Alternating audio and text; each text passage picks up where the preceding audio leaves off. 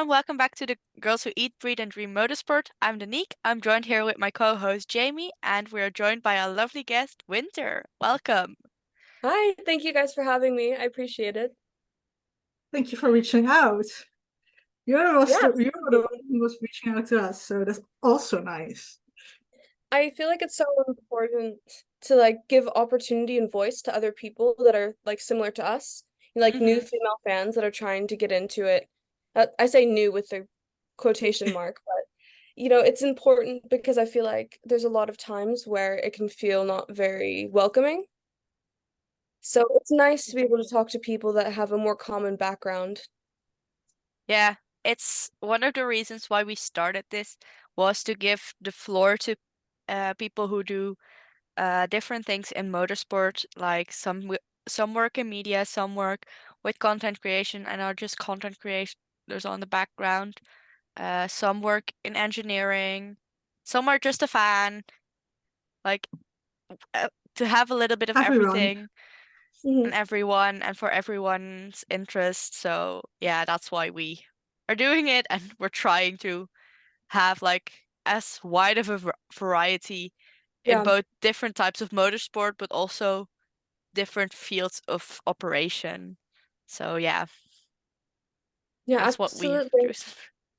It's working. I mean, I love seeing your page and what you're talking about because it also introduces me to new things, especially Mhm. because sometimes I feel like I don't know where to start. And it's nice to have a place that I can go to introduce me to things. That's great That's to lovely hear. to hear. That's honestly lovely to hear. And Because also like that's a bit yeah. what we want. Like we Right. know were at some place at the same time. Like you want to start and you don't know where to start. I've seen hmm things I think it was like summer in the summer Lizzie make the TikTok about Formula E, and people were asking me, how do I start? I was like, just start. You will Right. learn along the way, because otherwise you Yeah. will put it off for way too long, and then you Yeah. think, oh, but I don't know how this works and that works, and that's fine. That's the beauty of it all. Yes, Yeah. I agree. And we're always here for people to ask us questions Yeah. about the different motorsport categories that we discuss. We, since today, also have a Twitter account where Oh, people can also congratulations. reach out to us. So if anyone has any questions about any motorsport that we put up on our Instagram, or if it's not one that we put up on our Instagram, but you're still interested in, we can try to direct people to uh, other people who might know more about them, in case we don't know as much about them, but we're here to help and help people explore, especially. So yeah, that's what we try to do. You're doing a very great job. I think it's so nice, especially I was introduced to you guys. I guess I'll tell the story of how I ended up reaching out.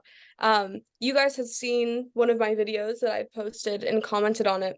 And then I saw your page and I saw that while we don't do the same thing, it's Mhm, similar intention, which is mhm. to expose people, especially I think, and you can correct me if I'm wrong, to expose more young women into Mhm. motorsport in a Yeah. way that isn't so intimidating for them. So Mhm. I saw that there was a lot of support and a lot of passion that you both had. And so it seemed like a really good opportunity to reach out and see if there was something that we could do together. Because Mhm. I think in motorsports, and same with all things, passion is what matters the most. So getting Yeah. people together that are passionate always leads to something that's a good end product, even if it's not what you originally had in mind. So, Mhm.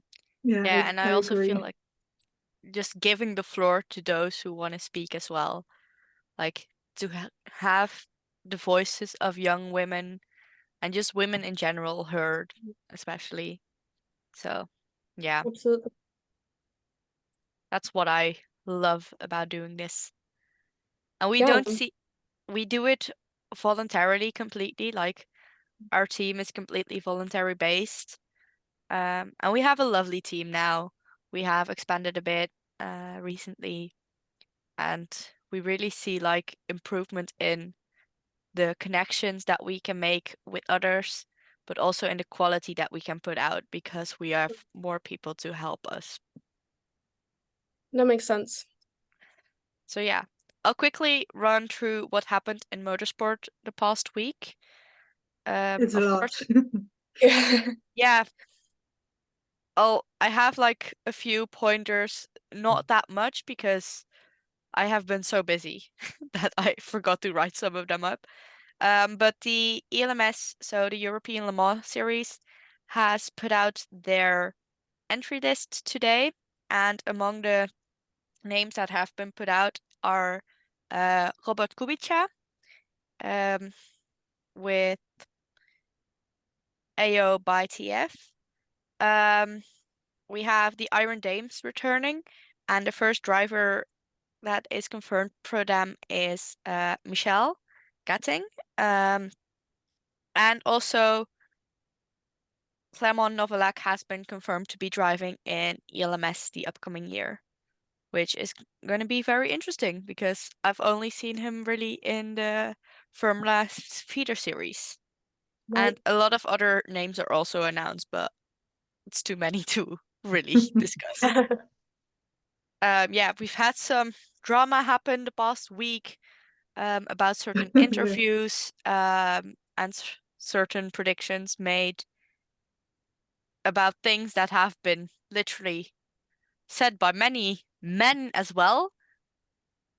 And then when a woman says it or predicts it, it gets made into drama, which really shows the double standards of the motorsport world. And the Berlin E-Prix tickets have gone on sale. We got our tickets, Yes. and we also got our tickets for London. And now we're just waiting on on Monaco to go on sale. But yeah, that's been going on, and the Formula E calendar has been expanded a little bit as well with another Portland race. That's Yeah. all I can currently think about what really happened in motorsport past week. So Yeah, and we had much. some announcements for Formula 2 drivers, but I think someone decided to do that like on the same week. And I don't remember who goes where. I will see at the end of the We winter can break. we can do that once like the entire grid has been Oh yes. confirmed because Wasn't we it did it also, with Formula E and it was too chaotic to do that. Yeah. I feel like wasn't it just this week that Logan was renewed for Oh yeah. Williams? Yes. Yeah. Yeah. And I It think that's also interesting news because it means that the grid hasn't changed at all this season. yeah. When was the last time that that happened? I can't even think of any time, probably within the last 10 years that that's happened. I could be I have wrong, no clue. but Danique is Googling. I'm Googling. yeah, sorry, that was a bit of No, a it's strange fine. question. No, no, I don't worry. I just thought that Um, that really says a lot. And I think I'll relate that a little bit to the news about Clement Novalak. I mean, it's really, really interesting nowadays because I feel like Formula feeder series, and this has always been true, but I feel like now it's even more true. A lot of them are not feeling nearly as limited to trying to pursue the dream of being in Formula One. mhm, And I honestly really quite like to see that. I like to see that there's people in it and they want to race. It doesn't matter where. They just want to be in a professional racing series. And I think it's so nice and so refreshing to mhm, see people sort of voluntarily moving into other series. I mean, right now, when we're considering where young drivers are going when they're in Formula Feeder series, I feel like the question and the discussion about the topic isn't even so much about what team might they align with, what team might bring them into Formula One. I think now it's a much broader conversation about what series will they end up in, what continent might they end up racing on.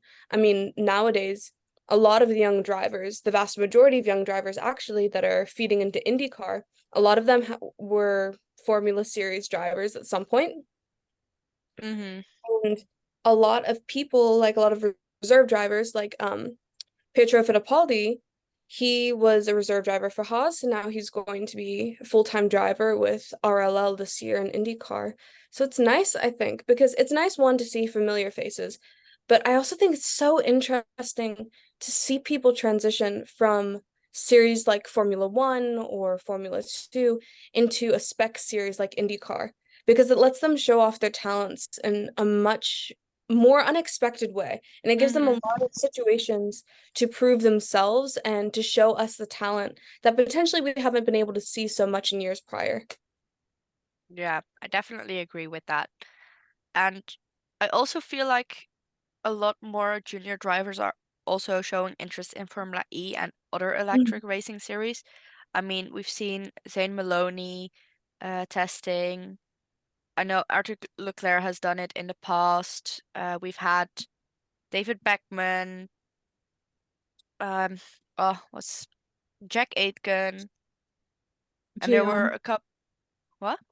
Jehan, who is going Jehan, to Oh, yeah, right. Jehan Daruvala, and several of the others, like also Simona De Silvestro, which is a woman who has done several rookie tests with Porsche, um, but also some other rookies have done,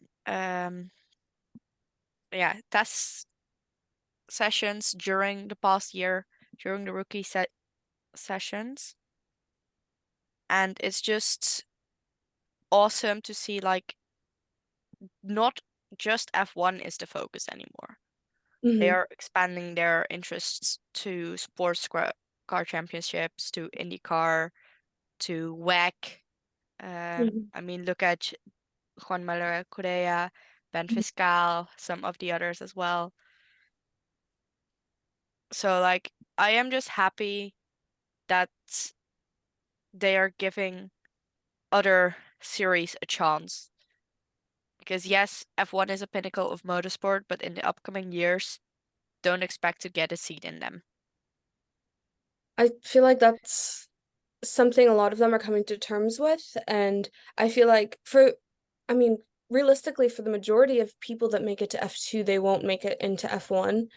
But I think the realization that perhaps they should reallocate their focus is coming much sooner than it Yeah, had in past years. unless And you're called Felipe Drugovich.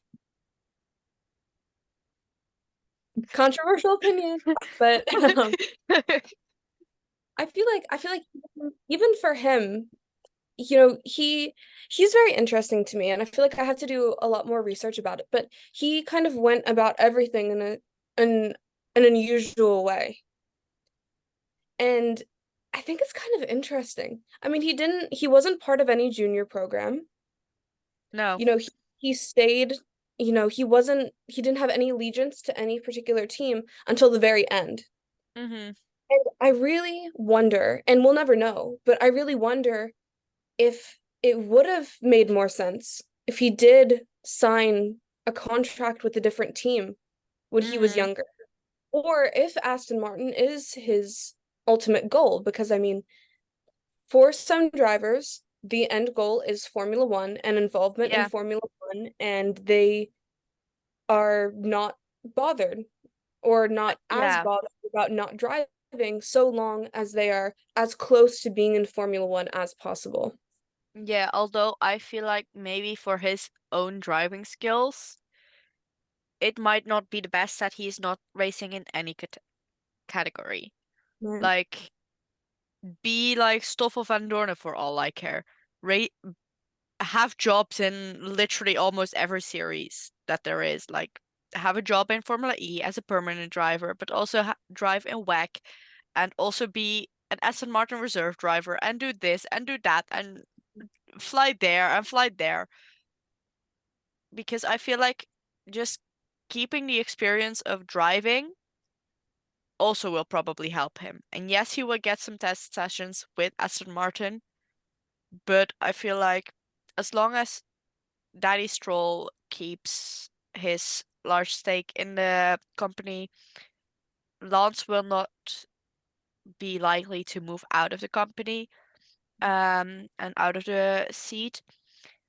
I And mean, Alonso has found his new youth, so he will drive for as long as he can. right. So, yeah. That's what's difficult, and I can't imagine being in the position of a lot of young drivers today, Hmm. knowing, I mean, I just saw something, and I think it said that within the past 5 years, there's Hmm. only been one F2 champion who's immediately been promoted to an F1 seat, and that was Mick Hmm. Schumacher, who obviously comes from extraordinary circumstances, is a talented driver, but once again, comes from extraordinary circumstances. And Yeah. so it puts a lot of pressure on you, I think, because I mean, Oscar Piastri, he got an F1 seat, but eventually, and you never know if that seat's ever going to come. I think Yeah. what is really cool is that like I'm not sure how familiar you guys are with Pato Award, Yeah. but he did some formula stuff when he was younger, and then for I whatever set of remember circumstances. him being affiliated with Red Bull at some point. Yes, he was. And I saw an interview, and I don't want to put false information out there, but from what I remember, there were some visa issues. And so he had to like go back to Mexico, and he was released from the program, something along those lines.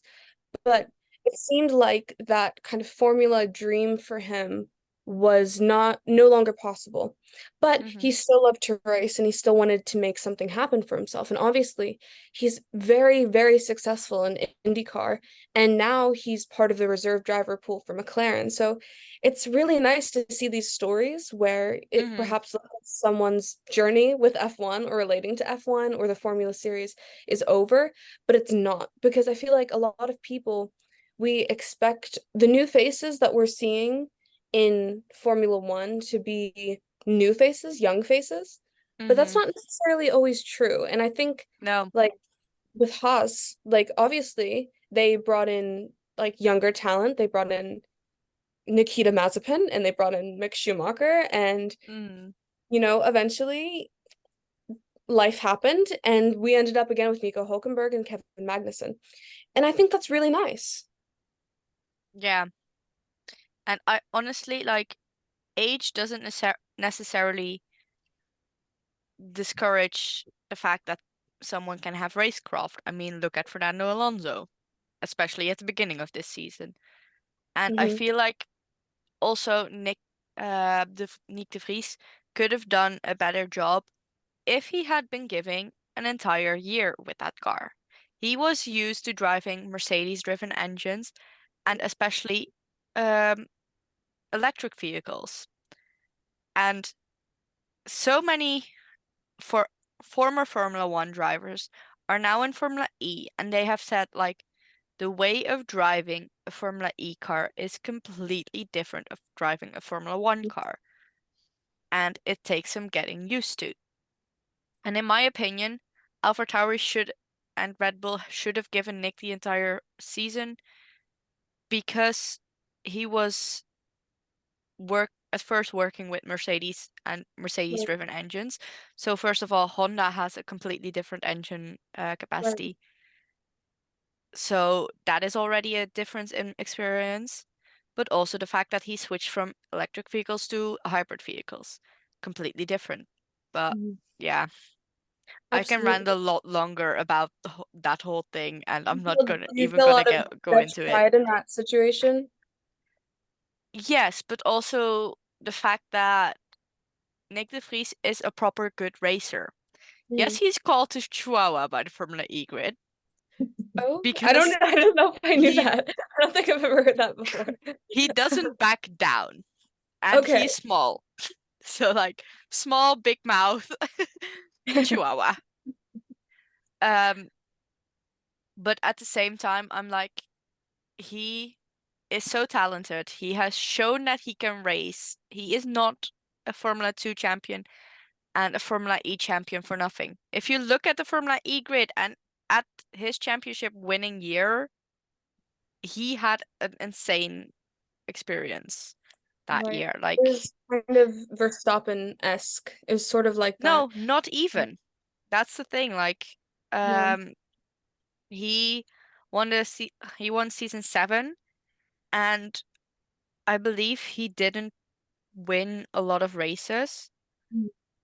But the Like, drive is very similar.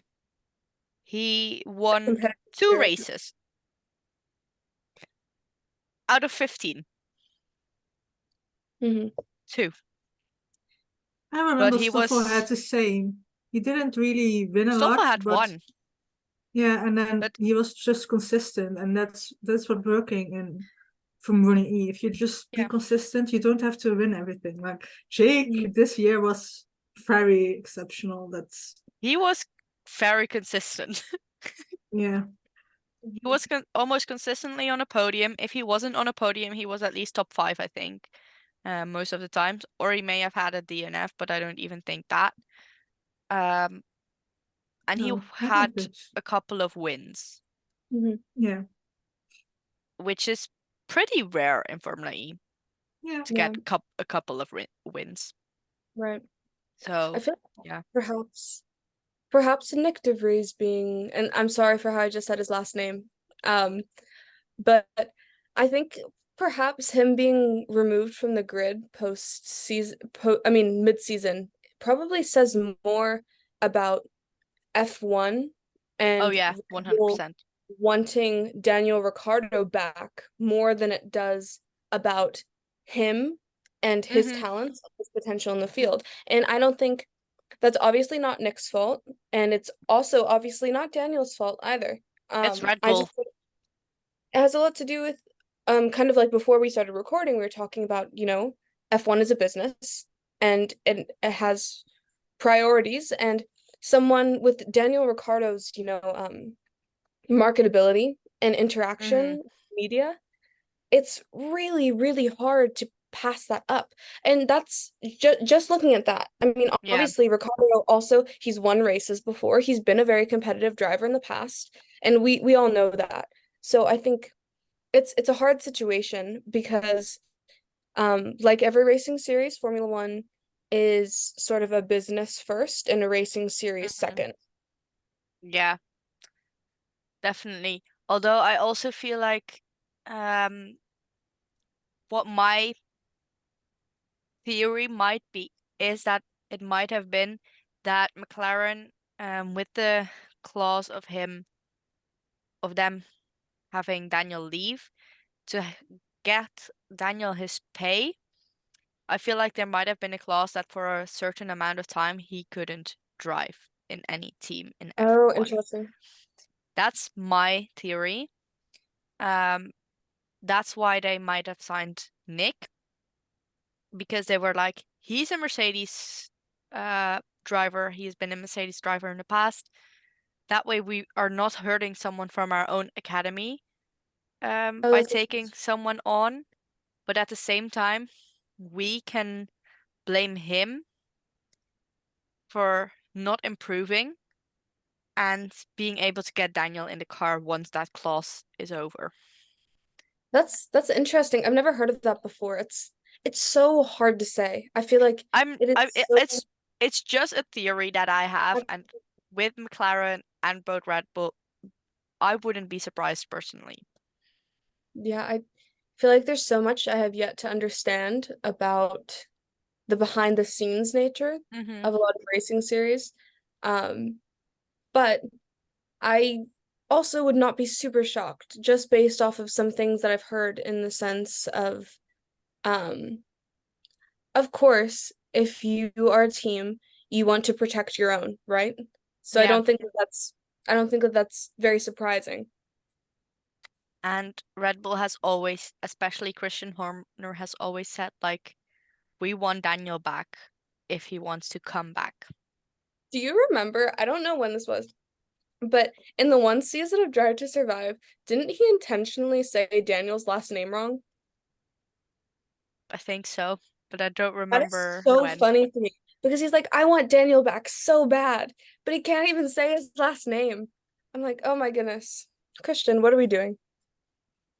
Yeah, but at the same time, nobody could pronounce Cyril Abiteboul's name correctly either. That is true.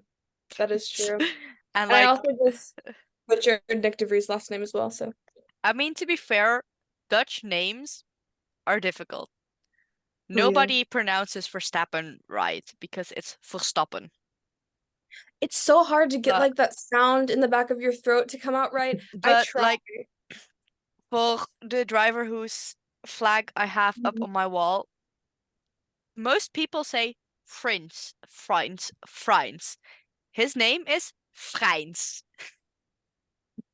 I hear it and I want to be able to say it like that so badly. It's just Like not I possible well, unless it you comes with have like practice, I feel like, because I've studied Spanish for a really long Mhm. time, and it took me 2.5 or 3 years before I could roll my R's when I was speaking Spanish. So I feel like a few more world championships for Verstappen, and I'll be able to say his last name correctly. So I mean, that already sounded very good. So oh no, it didn't. No, it didn't. compared to what I've heard some other people say, that sounded good. That's okay. I'll take that. Thank you. So like, yeah. But at the same time, like we have like very back of the throat sounds. And Yeah. even from the south, the way we pronounce things is different than above the rivers. Mhm. Because we have a softer G. But like if you go above the rivers, they pronounce certain things like Scheveningen so much harsher. I Mhm. cannot even copy them. So like it's just the Dutch that are being weird with their think I sounds. think it's really interesting. I love to hear drivers do interviews in their native languages. Hmm. I feel like you can see them so much more clearly. Like, I also thought it was really interesting. I don't know how, but I did not know that Lance Stroll spoke French. And he gave an interview in French, and I was like, that's so nice because I just realized, I mean, obviously I consume English media or Spanish media, Hmm. and unless I there's a driver that speaks both of those languages, I never see them speak in their native language, and a lot of the times I feel like you get a much clearer view of their personality because Oh they're yeah. not worried about having to make sure that what they say sounds correct to the public, which again is probably another one of those things in the past few years that's made Formula One more difficult for certain drivers. Yeah. And I feel like, for example, with a driver like Max, if you hear him speak Dutch, like he has such a good personality, in my opinion.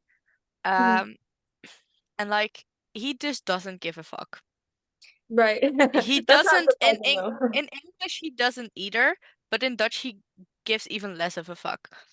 Oh wow. And a few years back we still had Olaf Mol and Jack Ploy as our commentators, and they did some interviews with Max, and Max sometimes when Olaf was just recording like a very long paragraph, Max came up to him to annoy him. Oh, good for him. Just to annoy him. And like he knows he can do that with them. And I don't have the Dutch broadcasting thing because I prefer F1 TV. Mhm. But we also, of course, back in the day when Nico was still at Renault, I think, we had Max and him at some point chatting in Dutch. And they were Mhm. talking about frikandel, pannenkoeken, and something else, but I don't remember what the other thing was.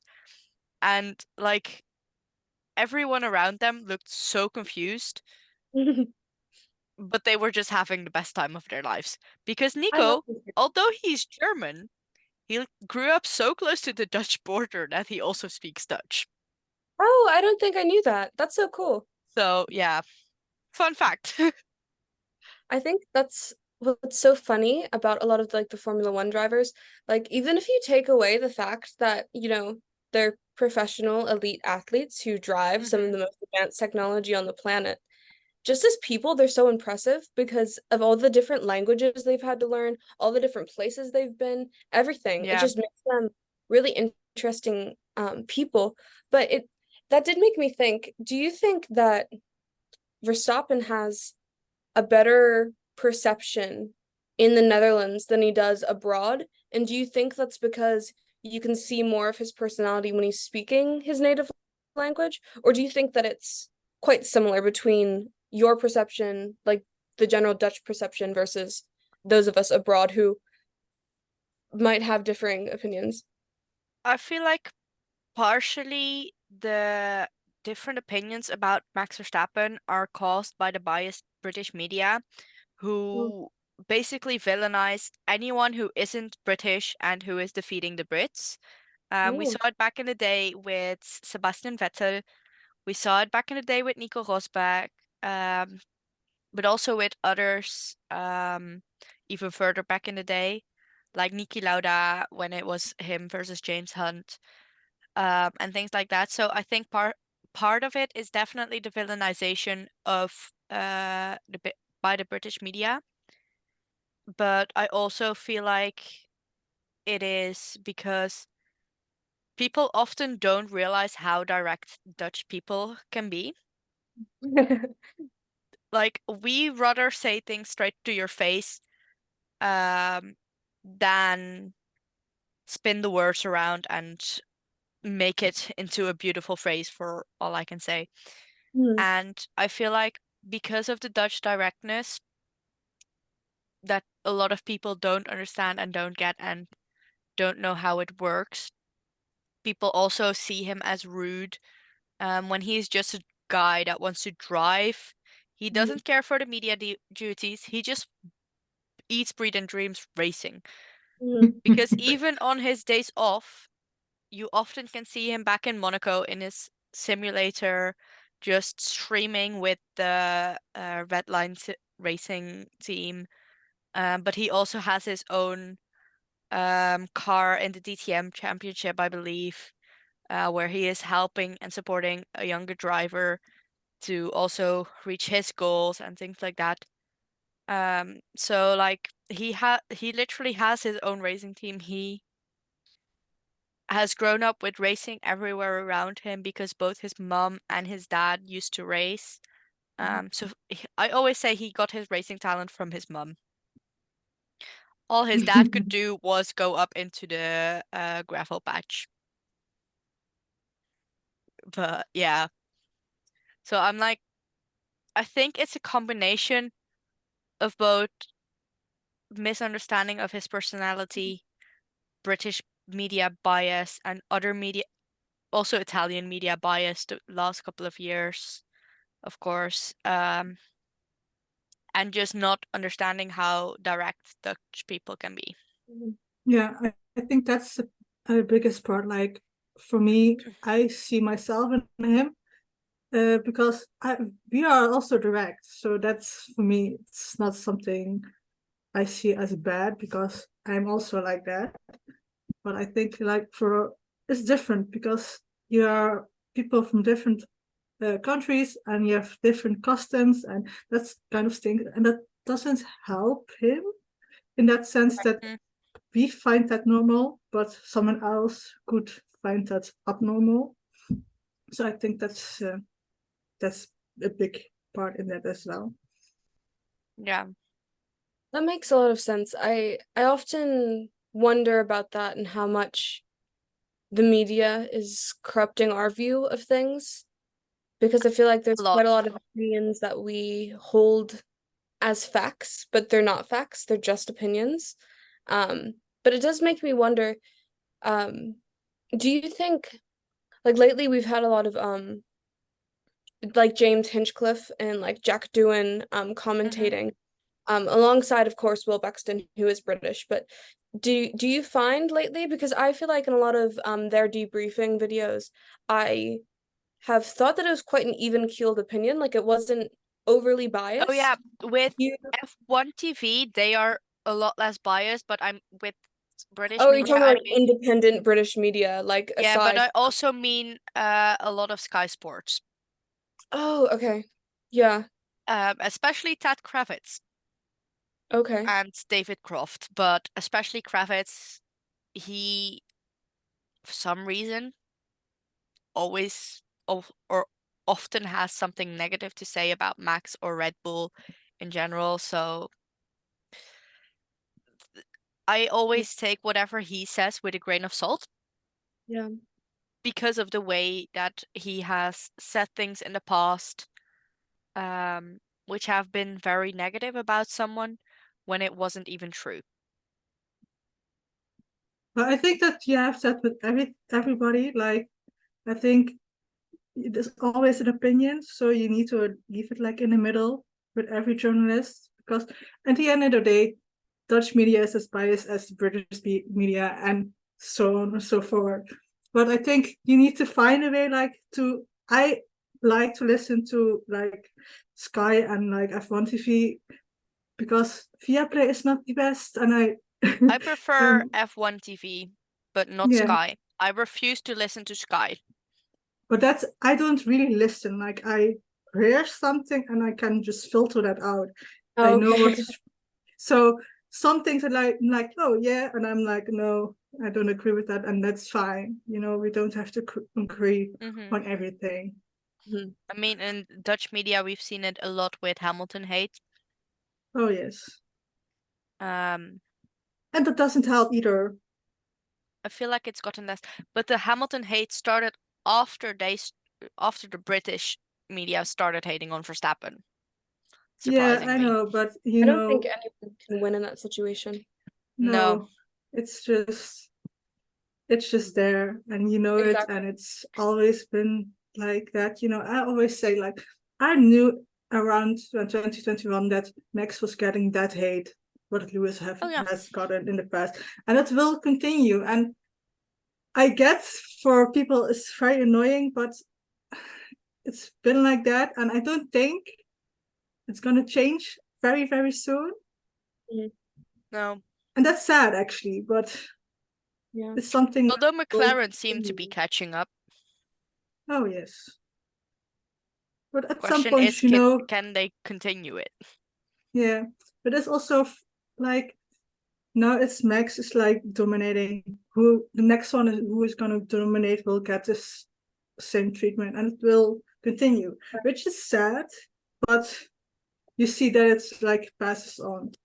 Mhm. So at some Yeah, point, people will see Max how he is, and Right. they are happy with it. hopefully. At some Yes. point.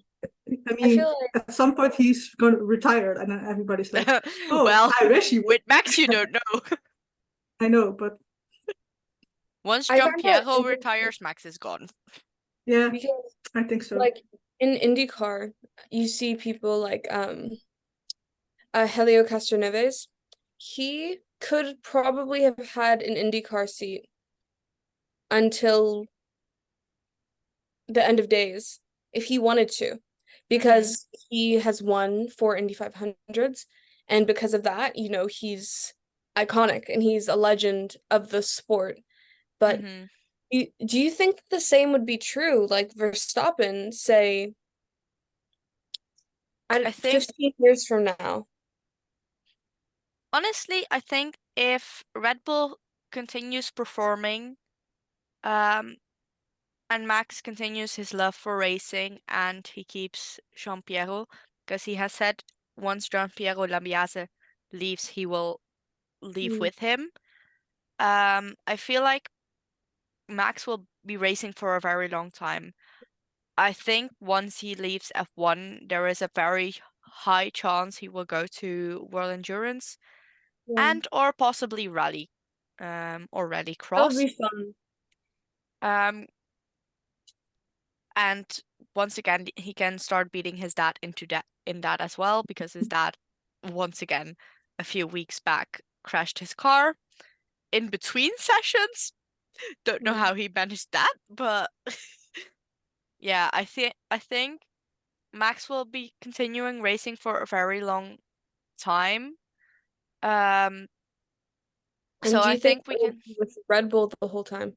yes, Yes, that man lives and breathes Red Bull. Yeah. I mean, He doesn't drink it yeah, as much, but Well, he here's a controversial question. Who do you think will end the partnership first? Verstappen or Red Bull? Verstappen. yeah, You think? What I think that once Max is done racing, he'll end the partnership, because I feel like Max is Red Bull's golden child in a similar way to what Sebastian Vettel was back in the day. So I don't see them ending the partnership soon. Right. No, I completely agree. I just find it interesting to see, especially like from a Dutch perspective, because I feel like you Mhm. guys have a much more intimate view of him than we do. Yeah, considering there's been documentaries about him in Dutch, I can definitely Yeah, understand where you're coming from. I would love I to didn't see even like watch those. I did, but I don't know why I did. Because I'm not even a Max fan. No, I I think it's saw interesting. them, but I don't know. I didn't really watch them because I'm like, I can already know how you are with your interviews. Right. I don't have to listen to your voice the full hour. I mean, it was for me, it was mainly interesting to see the perspectives of his family and everyone Yeah. who is close to him rather than his own perspective. Mhm. So, do you guys like Drive to Survive, or do you have a controversial love-hate relationship with it? I don't I'm really like, watch it. You I don't don't know why. It's not like I'm already have seen the season, so I don't really need to like recap. like. Yeah, I don't really think I need to really watch it. If I see Mhm. something on TikTok, I'm like, maybe that I want to see. I would Oh, that makes like go sense. back to an episode, but at the end of the day, it's just entertainment. It's just not fully Mhm. right put together. mhm, Like I believe there was even a scene from saying they were in France, but they were running through a parking lot. Like there is no parking lot there. yeah, It's like an I've open field, like those kind of things. Right. Yeah, I don't know. I have very mixed feelings about Drive to Survive. I've also watched Formula E Unplugged, which is a similar concept, but Mhm. it's way more truthful from my experience. I think Drive to Survive is a good way to get into the sport, I but agree. it's also, if you watch it, put on the glasses that you know that it's overly dramatized. Mhm. Um, and especially with like the fact that they don't show every driver, and I get like some drivers don't want to be part of it. Mhm. Um, but they don't even show every theme. And I feel like a lot of it in the past has been like a snippet of this radio, but we'll put it over this race when it doesn't actually belong together and stuff like that. So I'm like, I have mixed feelings. I think it's a good way to get into the sport, but once you are a fan of of the sport, and it's fun to watch for entertainment, but not to get your information Mhm. from, and do not just not use it as an information source anymore. Yeah, I think that that's fair. Have either of you watched 100 Days to Indy? I have had No. it on my calendar, but I keep forgetting to watch it. I think it's interesting the way that that series is formatted because obviously it's not about the whole season so much as it is Mhm. about the Indy 500. It recaps a lot of the races that happened during the season, but it's similar to Drive to Survive in the sense that they only cover a few different drivers. It doesn't cover everything that happens in the season, but it's Mhm. like a countdown to the Indy 500. But found it interesting, and I think that it is interesting because I feel like part of the problem, quote unquote, that IndyCar is having with being marketable, especially to European fans, is because it has the perception of IndyCar is the Indy 500. It is one race. And I feel like Mhm. that's kind of its main issue because Formula One and even NASCAR, because those are pretty much IndyCar's biggest competitors, both of those Mhm. they have um a feeling and they have a vibe and they have an atmosphere. And you don't even really need to like racing to enjoy the vibe that you get Mhm. by seeing everything that's happening with Formula One or the vibe that you get being like with NASCAR. And granted, they're Yeah. completely different. You know, obviously Formula One is very um elite and prestigious and opulent, luxurious, and NASCAR is kind of the opposite of that. Yeah. But I think that where IndyCar is struggling is that it's great racing. It is, once again, controversial opinion. I think, if not the best racing series that there is right now, one of the best, just in terms of the competitive nature. And I love a spec series. I really do love a spec series. Mm-hmm. But I feel like where it's struggling is that it exists somewhere in the middle. Yeah. It doesn't have a thing that other than the Indy 500, but yet again, the Indy 500 is one day. There's a lot of events in the month of May, but really the Mm-hmm. race is one day. But the feeling that you get with NASCAR and the feeling that you get with Formula One, that's all season. That's every time you consume the media. But IndyCar doesn't have its thing for the whole season. And I feel like Yeah. that's why a lot of people sometimes don't know where to start with IndyCar, or they are confused about how IndyCar works, even though it's quite straightforward because it's not known for its thing. Mm-hmm. Yeah, I remember like I had a friend who was like crazy for IndyCar and she tried to do like a fast course of IndyCar, but like when she got to the qualifying format, I lost it.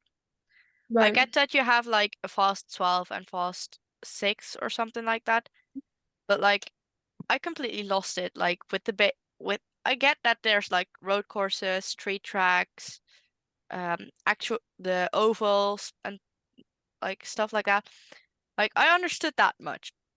And like yeah, drivers I understood as well pretty much because several of them I either knew already like Rinus VK, Callum Isla, right, Romain Grosjean, um and some others.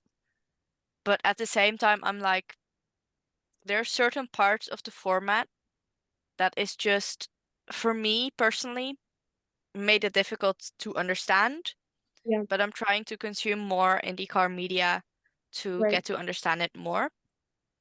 But what you say, like when I back in the day thought of IndyCar, I was like, oh yeah, it's just the Indy 500. right, I do realize there's more races to it nowadays. But back in the day, I really thought like it's just the Indy 500, nothing more, nothing less. right. I was I surprised when Rinus VK won the championship at some point. right. I So mean, yeah. I feel like IndyCar is not very beginner friendly because of Hmm. that. And that's why IndyCar, I think people in the United States view it a little bit a little bit like it's more vintage, like it's an older series that has a much older Hmm. feel to it. It's one of those things where you kind of almost feel like if it wasn't something that your family watched or your family wasn't in motorsports, you weren't introduced to it at a young age, that it was kind of harder or impossible to get into. Like if you didn't know it from a young age, it just wasn't for you. And I think now Hmm. we're starting to see it become reinvented a little bit. Um, but I think some places, some avenues of IndyCar, some teams of IndyCar are making far bigger strides than others. I think what's helping IndyCar is the fact that a lot of the people competing in IndyCar competed in other series and people love them and they know them Hmm. and they want to understand what they're doing. But I find it so fascinating to see, like, there's so many things that people complain about in regards to Formula One, Formula E, Le Mans, like anything like that. And in those series, the issues that they're complaining about aren't necessarily an issue in IndyCar. And I feel like they would actually really love IndyCar, but it just doesn't seem like a possibility or an option for them. I feel like often it's also the way of getting to watch IndyCar. Like Mhm. I don't know a way in the Netherlands to watch IndyCar Oh, wow. besides Ziggo Sport Racing, which is a paywall. Hmm. Right. And I feel like especially to the globalization of certain um racing series, not just IndyCar, having it behind a paywall is what makes it difficult for new fans to be able to get into it and get interested in it. Absolutely. I feel like that's what's stopping a lot of people with Formula One as well. Yeah, although Formula One isn't that expensive, in my opinion, relative to other paywalls, other series. But I get what you mean, yeah. Yeah, and I think if you watch F1, you're not going to pay for another series. So you don't have only F1, or if you pay for IndyCar, you only watch IndyCar. I think that's also what doesn't help. And as Danique said, Seiko has IndyCar, but they don't talk as much about it. They mention it that it's that weekend, but that's it. And if I'm not that informed when what is, so that doesn't help. Absolutely. And like I have watched like 2 or 3 races, and I like it. I really like it, but it's also sometimes I think, okay, I need to know, but then I know like an hour before that it is, and then I'm going to watch, but I never know when. You know what I mean? Yeah, no, I understand. And that's part of what is really interesting, because I mean, we saw that kind of like in Las Vegas with the F1 Grand Prix, that because of the times that was happening, it was really, really difficult for people to tune in and to watch it. I mean, even if you lived in the United States, it was so late, it was hard to view it. So I completely understand that.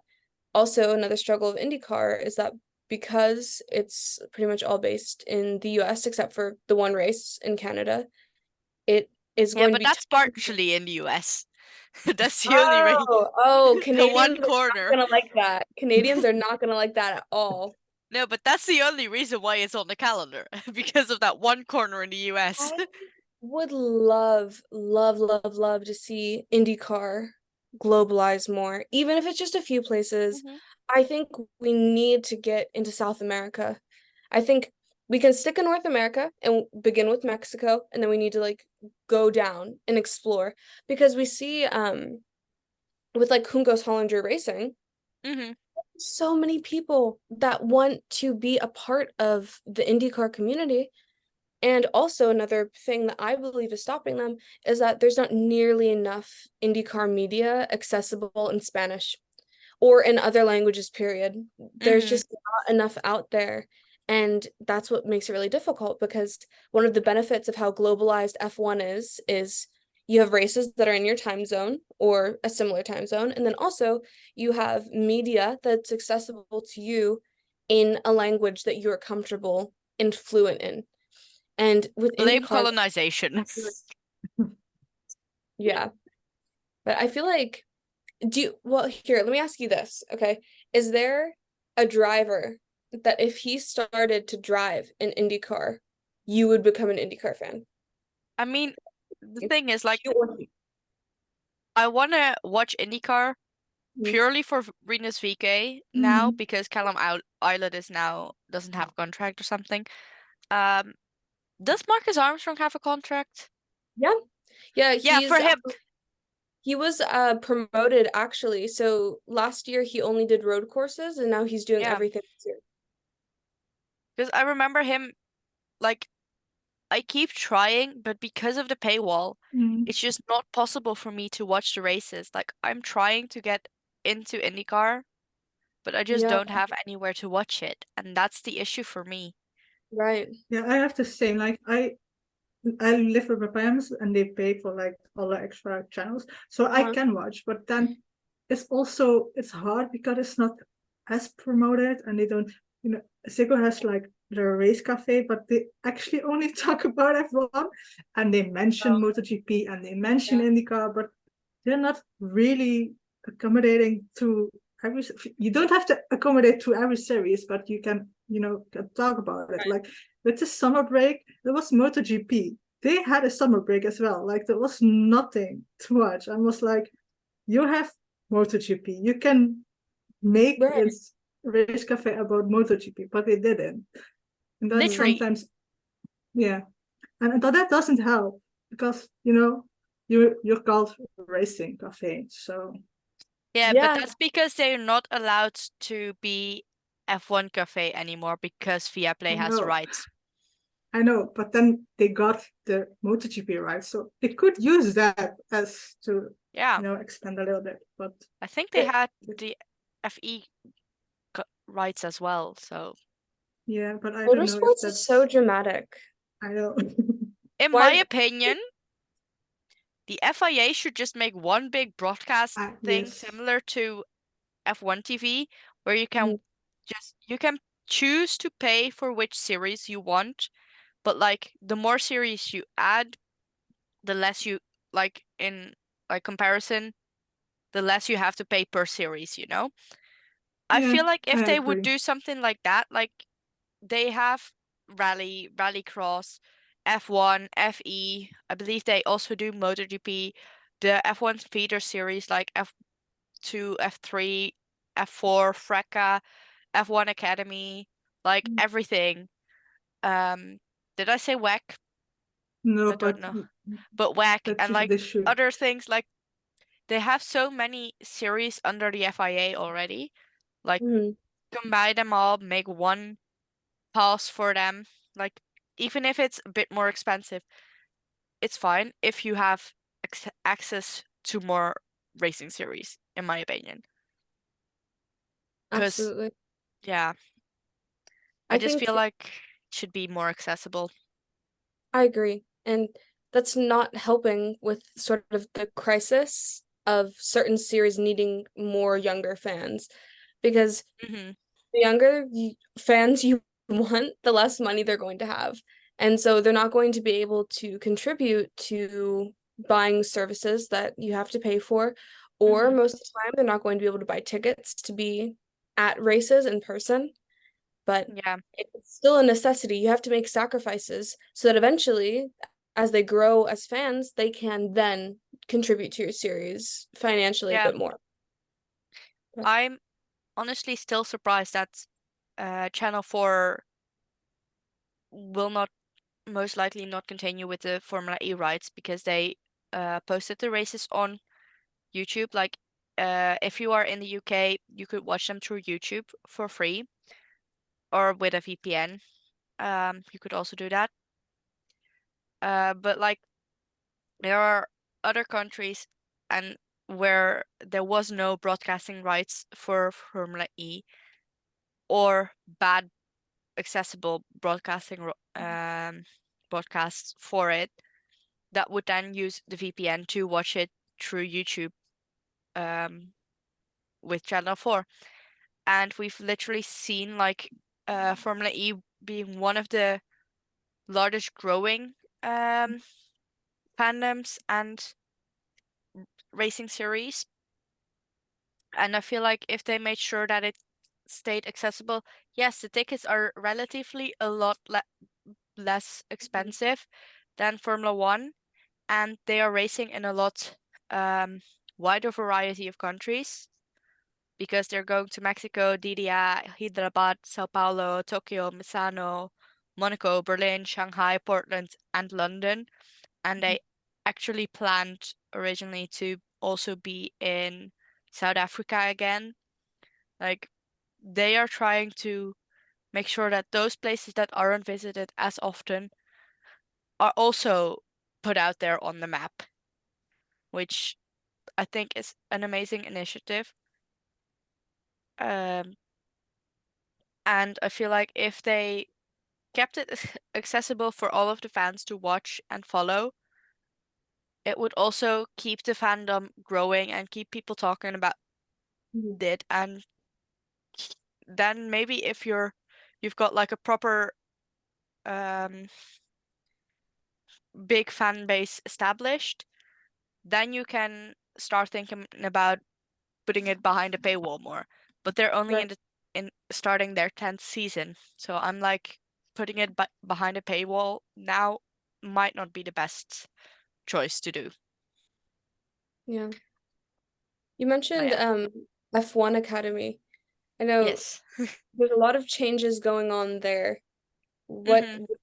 what are you guys thinking about everything that's going on there. I mean, there's been a lot of news in particular around Bianca Bustamante and her speaking about certain things that we haven't heard much about before, especially I really liked how she's talking about how people judge her for wearing makeup while she races, Yeah. and that she was sponsored by a makeup company. I thought that was that was one of the rare moments where I saw obvious marketing in motorsports, and I was like, okay, I like that. That was good. I'll admit that was good. Yeah, I really I, liked it. Also, like APM Monaco, also sponsoring Charles. So I think that was a great set Yeah, for them to do that.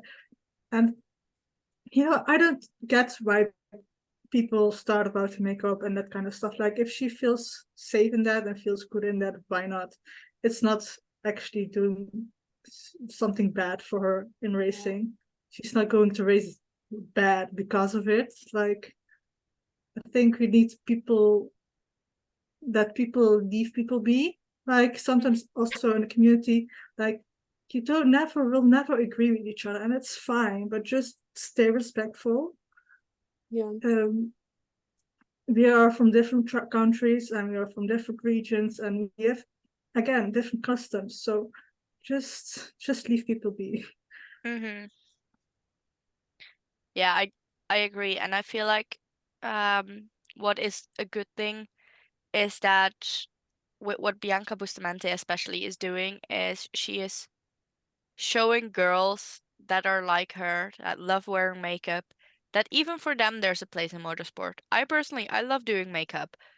I often don't have the time for it as much as I would like, but for example, like for certain races, I will bring my colorful eyeliner and I'll like draw a winged eyeliner in the color of the team that I support, and I'll put the driver numbers next to it, for example, and things like that. And I feel like being able to showcase that there is more than just the man, I'll put it in quotation marks, manly side right. of motorsports is, in my opinion, a good way of marketing and also showing the girls, the younger girls, who might look up to her, like there is place for femininity in motorsports.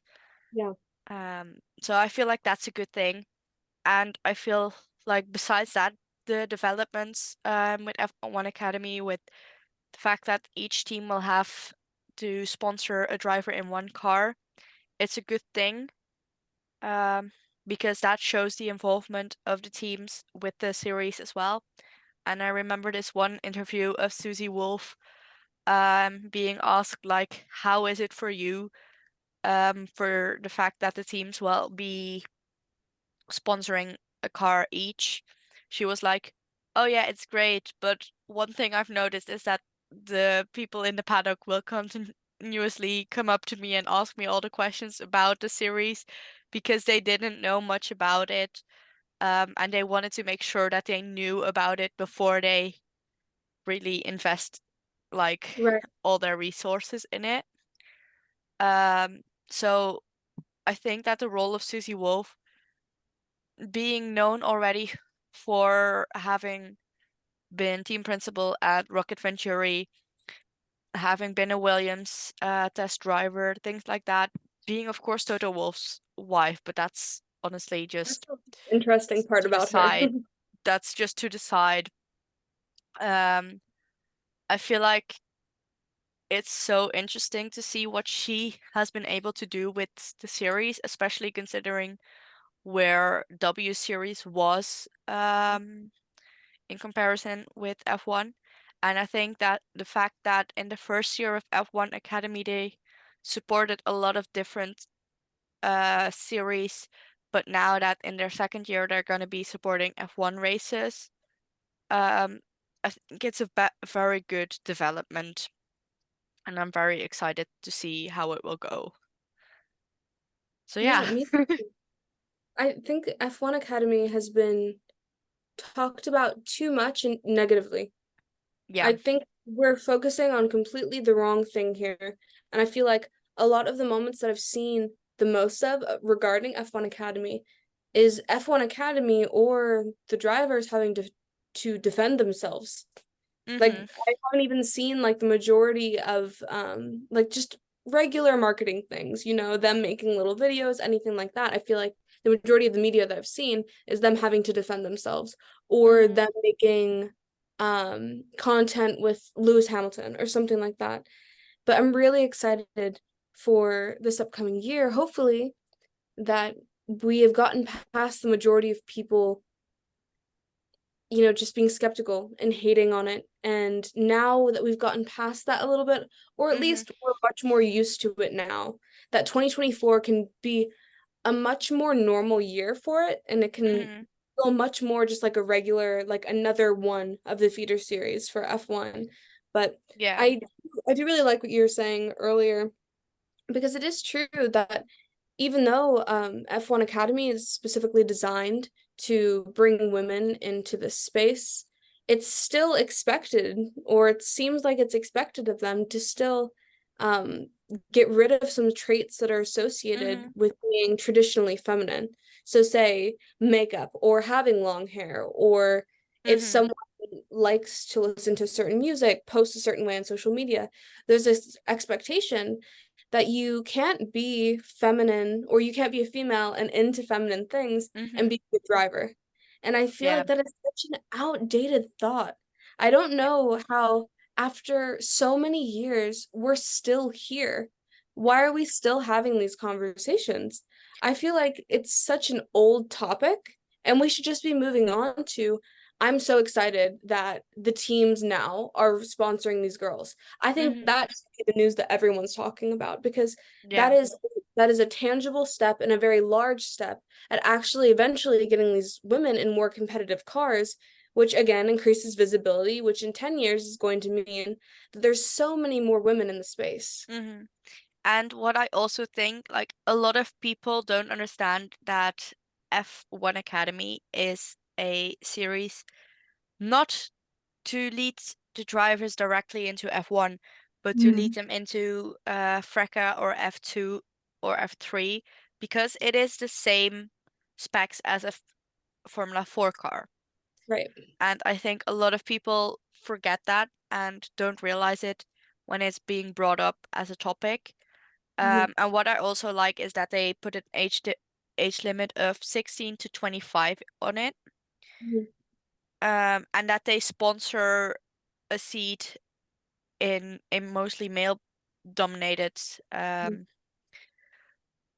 feeder series, like fully sponsor the seat so she can have an entire season in that series. Because Marta Gasiria is going to be doing that now, since she won the first season of F1 Academy. But like it gives so much more and so many more opportunities to the girls, because often men think like, oh, or companies think like, I'll sponsor the men because I know they have a chance to get further Right. up into the ladder. And with F1 Academy just fully sponsoring the seat, I feel like it takes away some of that, Yeah. which is good in my opinion. So yeah, I think that's a good part of F1 Academy. Yes, and people also forget like it starts like with karting, and the pool from girls there is already small. So if they go up the ladder, it gets only smaller, because like you have so many boys, young boys, and you have maybe like not even 10% girls. So then it's way harder to get up that ladder. And also, if you don't see it, if you don't see, no, like for example, you didn't have any women on the podium this season, whilst we had like Red Bull has so many amazing women in their team. They literally had an entire line of just women in their team photo. I And know. they had Hannah had and the head of communications, I forgot her name, on the front row. But I'm like, you have so many great women in the team. Why are they not up on that podium?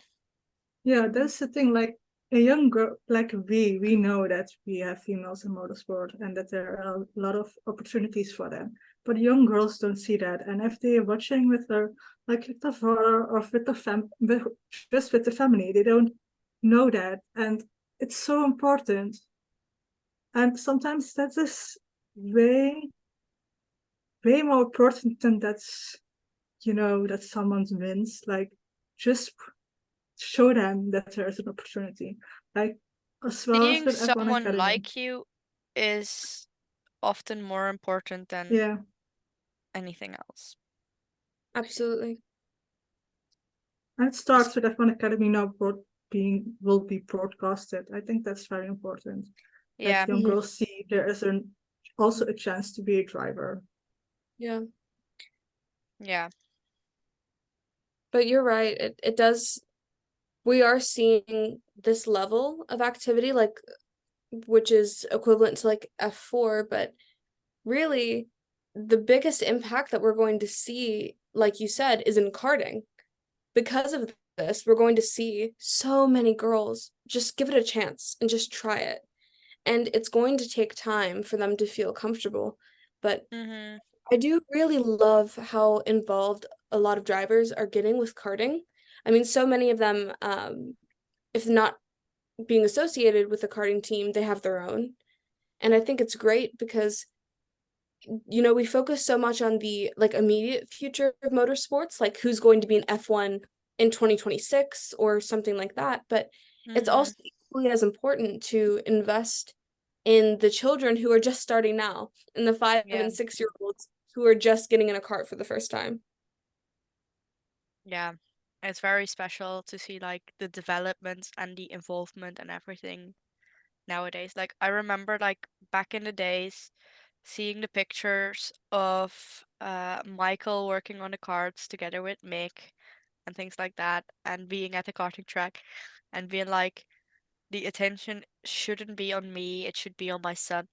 But Mhm. also, Mick, for a long part of his life, not even driving under his Schumacher last name because he didn't want to have that nepotism Right. associated with him.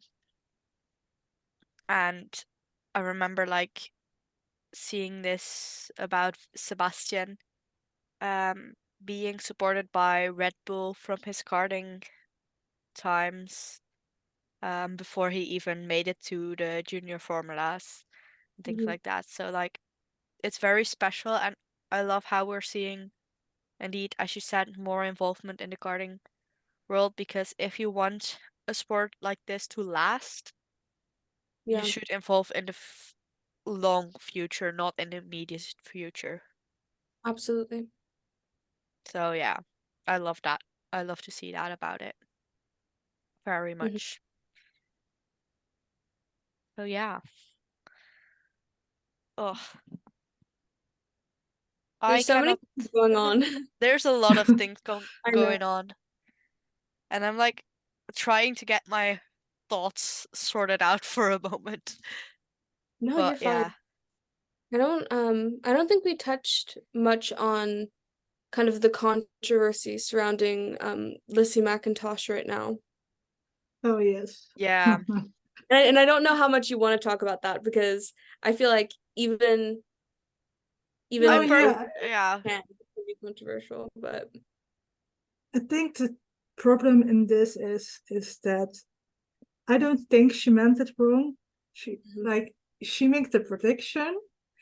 She didn't look at it for the whole season. Then she is going to read it out, and then she said like, uh, Daniel is replacing Jacko. That was the prediction.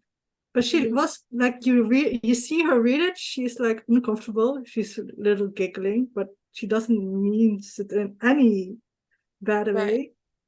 Because Mhm. you realize she read it in the beginning of the season. Then Checo didn't had the best season, right, and it could have happened. As like It Red literally Bull could has have. like that's not like Red Bull didn't do this in the past. Like it could have happened, and I get that people of like mostly Checo fans will turn it to the wrong way, but I don't think she meant it wrong. It was like awkward because you write something like a year before, you read it and you're like, oh my God. And that's what happened. And I think that's so Yeah. sad because the whole season people were talking about that. Like Yeah. he's Literally. gonna be replaced. And then now it's when Lizzie says Especially after the something. Nick Yeah. replacement, they were like, if Checo doesn't start performing soon, they're probably gonna replace him with Mhm. Daniel and put Liam Lawson in that car, in that AlphaTauri car. Mhm. And honestly, I've seen a lot of men predict that. Right. Oh yes. And I emphasize on the men because the men are also the ones mostly that are making the drama of the Lizzie McIntosh video. Right. And that's just one of the many examples of still the double standards in motorsport. But I also feel bad for her because at the end of the day, she just deleted the whole video. And I was like, Mm-hmm. you know, I get that she deleted it because she was getting so much shit over it. But in my head, I was like, it's not like she is saying she knew he was getting replaced. But if you look at the facts, like Red Bull has done this in the past. Mm-hmm. Checo didn't had a really good season, and I get he has had pressure, but it doesn't mean that the prediction was like hateful.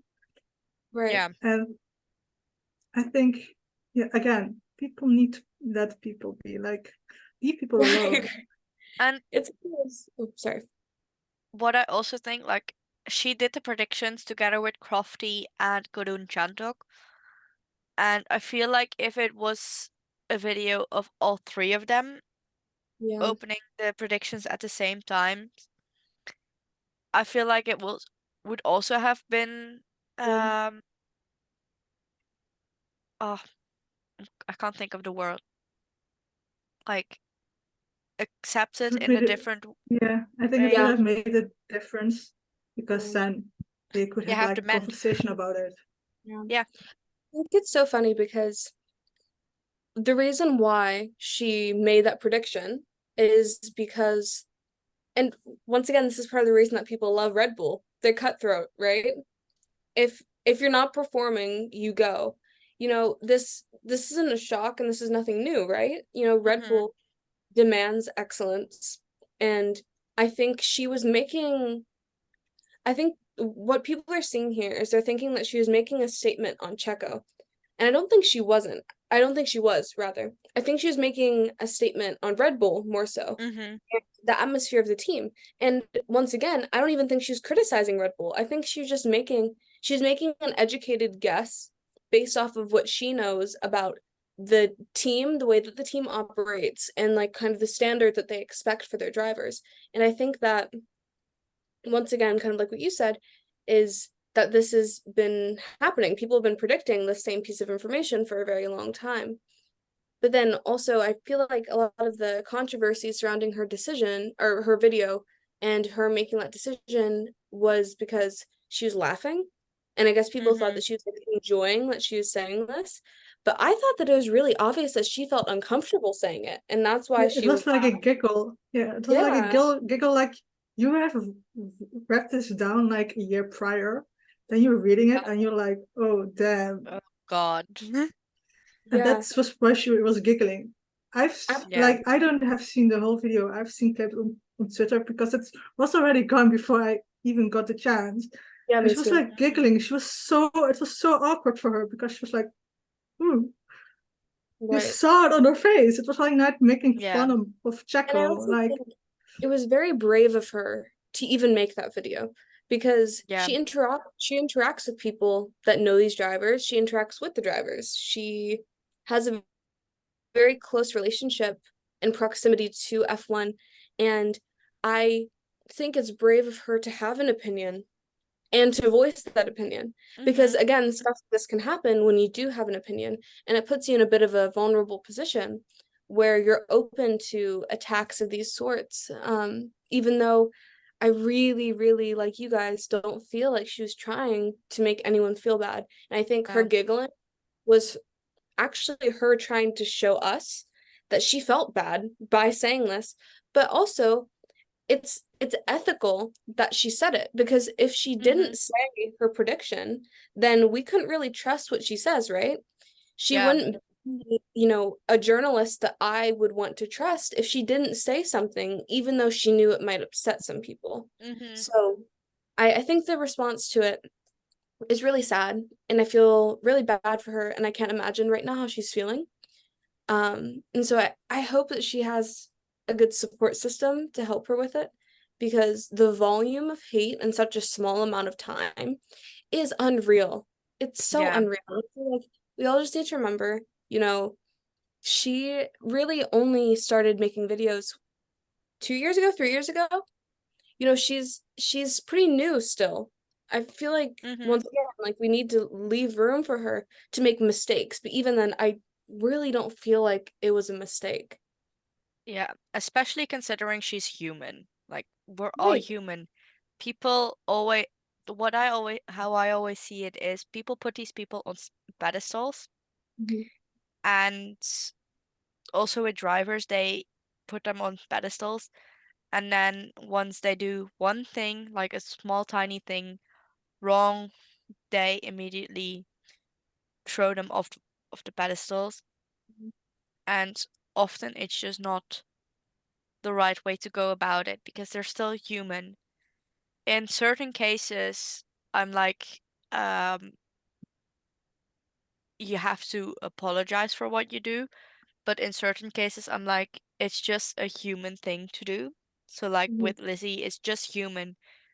She made this expectation based on indeed what Red Bull has done in the past, the way they have been cutthroat in the past, and she clearly, to me, she clearly felt uncomfortable saying it Yeah. with the way that she behaved with it.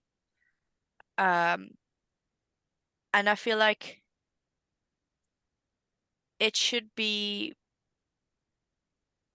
talked about in a different way because she is human and people just, yeah, because of the pedestal and everything, and people assume like, oh yeah, you're doing that with F1 TV, so you must be great at everything. You must be a perfect human when they're not. I remember like 2 years ago, I think it was, I think the Saudi or Qatar race, Daniel Ricciardo spoke about the way he didn't watch the news because it was too negative for him. He didn't care about the minority groups and all that and just didn't want to speak about it. And basically, he admitted, like, I'm a rich, white, privileged man that doesn't have to care about minority groups because of that. Um, and it genuinely hurt me. Mhm. And he never apologized about his words. But because he is such a marketable person, people forgot it the next week. I was about to say I don't even know if I knew that that happened. I think this is I the first time I've ever even heard about that. I vividly remember seeing the video and having it engraved in my mind because like I was struggling with my identity and stuff at that time, and hearing him say that, a person who was up until that point my second favorite driver, hurt a lot, especially considering the way that Sebastian Vettel and Lewis Hamilton had been advocating for minorities. So I just was like, I don't even. When it happened with McLaren, my first, and with Oscar Piastri and Daniel, my first thought was like, I should be feeling sympathy, but I don't. And that might seem weird, but that was the way that I saw it because he had hurt like such a large minority group Right. and so many minority groups that I'm like, yeah, no, thank you, you know? So Right. yeah, I feel like some things are human, but some things are just very privileged views that are just not acceptable. Right. And I feel like because of the level of prestige and money associated with Formula One, there's going to be a lot of situations Mm-hmm. where we see people that perhaps haven't have lived experience with certain groups of people, so Mm-hmm. easier for them to say that it doesn't matter to them, or they don't have perhaps a very formed opinion on things because they haven't had much exposure to it. And I Yeah. think that's something that we're not really we're not used to, and we're not expecting it, and we expect them to like know better and do better. Mm-hmm.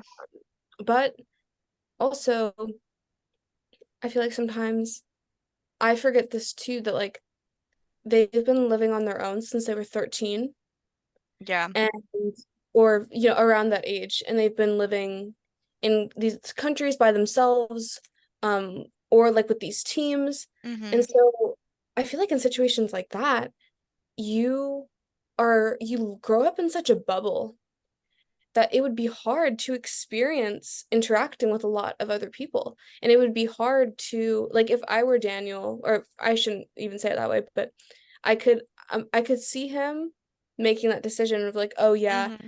I don't listen to the news, because also once again he is a Red Bull driver generally. He was with Red Bull or Red Mm-hmm. Bull affiliated team for the majority of his career. So he has that mentality of like, what's important is racing, and that's what I'm going to do.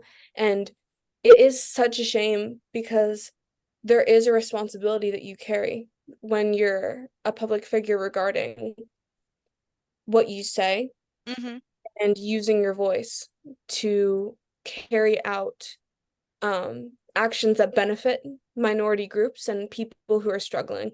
Mm-hmm. And I feel like because of that bubble that they live in, it's just not something that's prioritized I mean, and yeah, I takes get what you mean. worked on. I looked up I just Googled it and I found like the literal Yeah, that text what can he you share said. what he said? So, it was, I don't watch the news and feel better about my day, so I choose not to watch it. I try to understand a bit of the situation in places we go. It's not in my nature to really understand a lot about this, and maybe I'm a bit ignorant. But I choose not to watch it because a lot of the time people like drama and negativity. Mm. The Yeah. problem for me is the fact that he admits that he is being ignorant, um, and that the only reason he doesn't watch the news is because it's drama and negativity. And I get it, but at the Mhm. same time, it's human rights often that it's being talked Right. about. Mhm. And then I make a problem if then it hurts, Right. and make is turn into um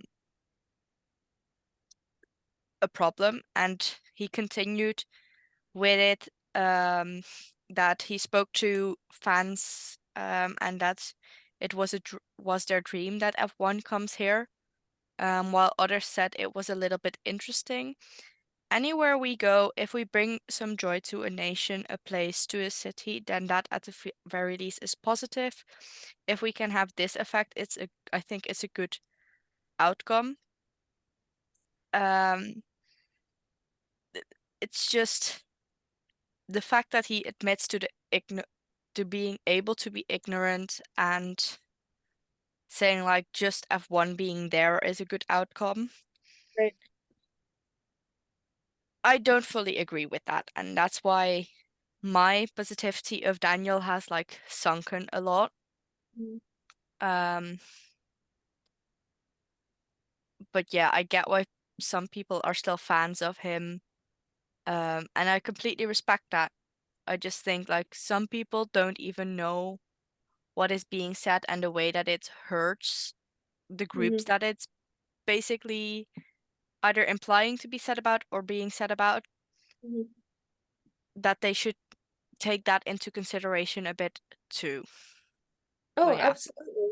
Because it does hurt when it's like an issue that's about you in your life, and you hear Yeah. someone say that I can willfully be ignorant about it when you Yeah. know that you can't. You have to deal with that, and that has to be your life.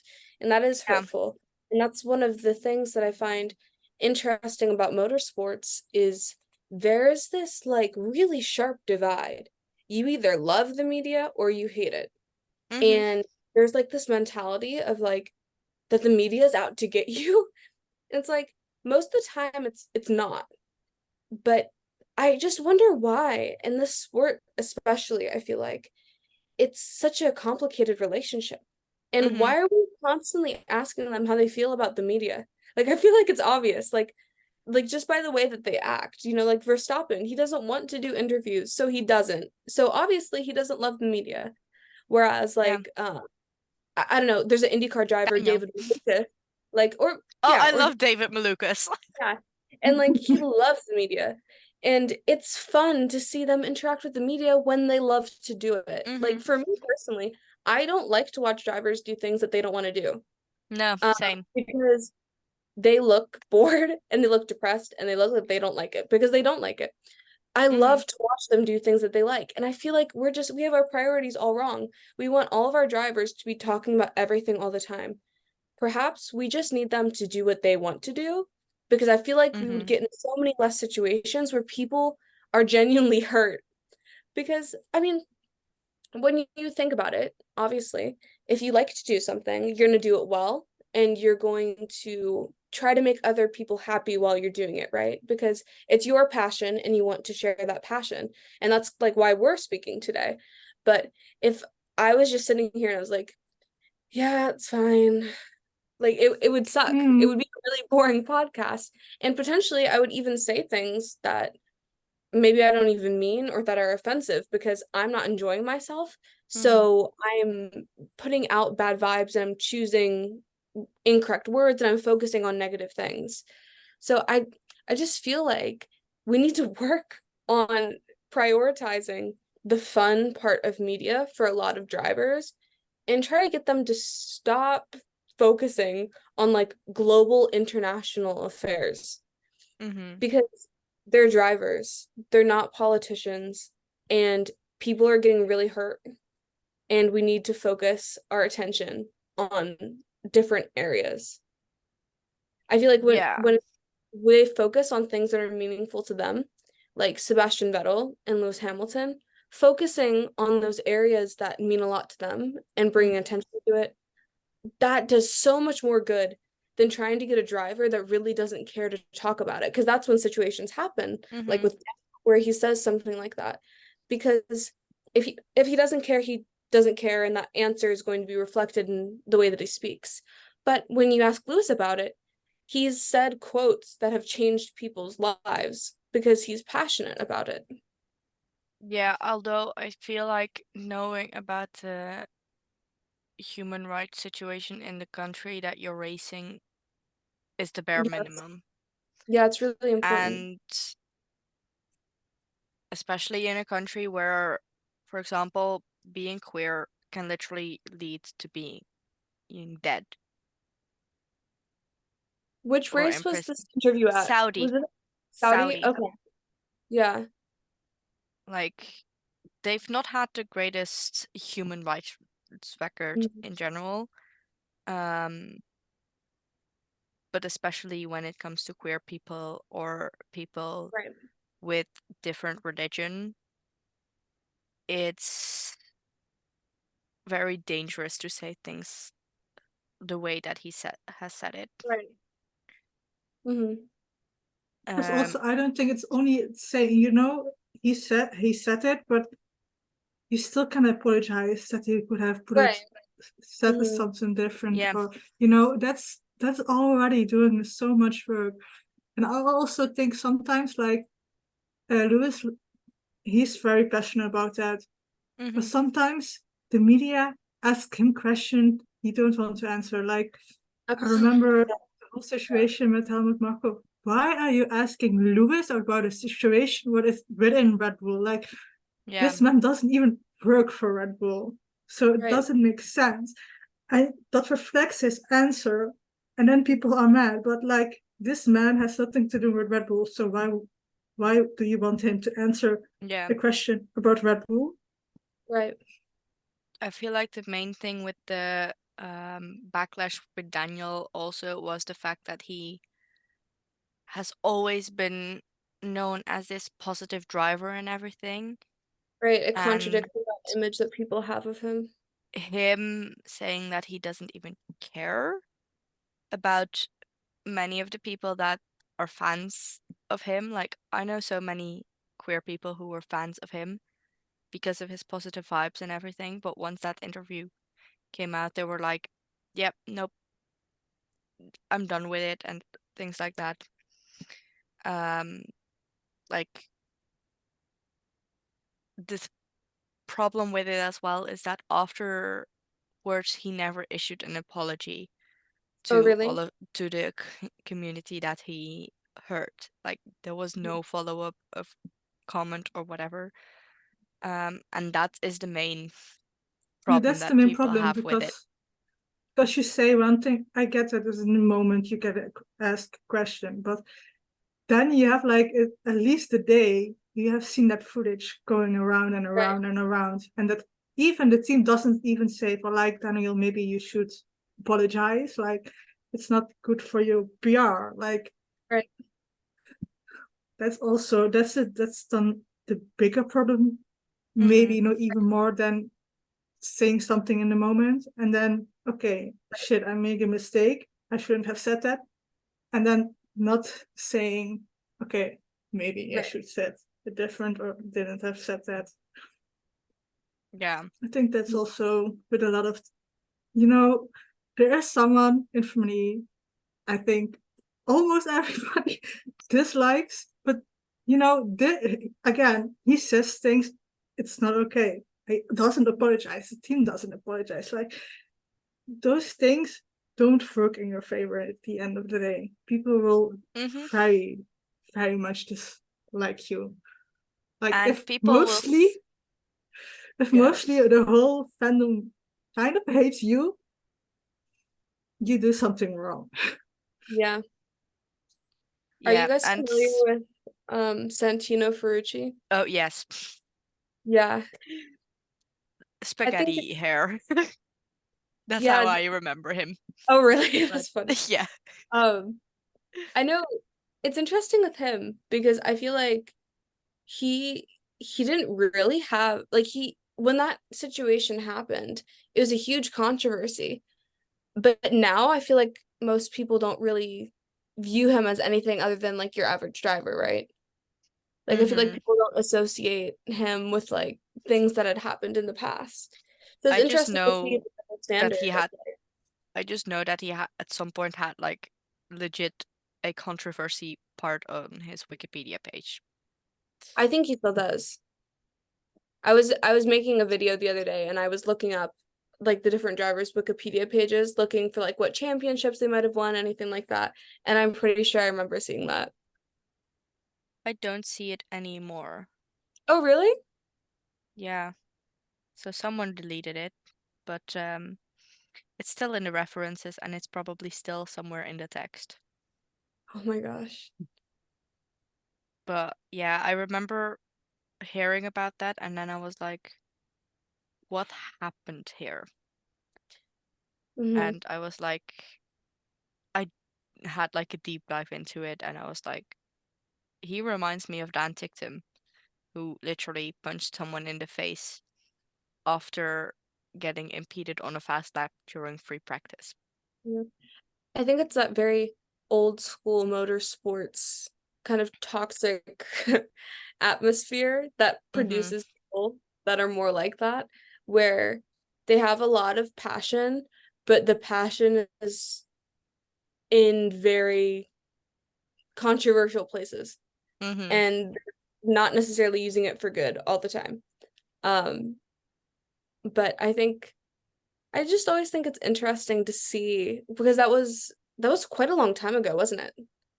That Yeah, I think it seriously was like happened. 2014, 2015, Yeah, around it was a that really time long time somewhere. ago. But again, like I didn't know that that even existed until like a few months ago. Yeah. Oh, 2017, because it was in Formula 2 that it happened. Oh, wow. It's crazy. but like still, it's insane. And sometimes, like, I've seen it with other drivers as well, or drivers speaking out about the dangerous driving about certain drivers, Roy Nissany, um, and him still getting a seat the year after. Um, and not only dangerous driving, but also some other things like inappropriate messages to fans and stuff like that. With I think it was Amory Cordial that I heard it from, and Nikita Mazepin. That I'm like, how do they still even have a license to be able to drive in these racing series?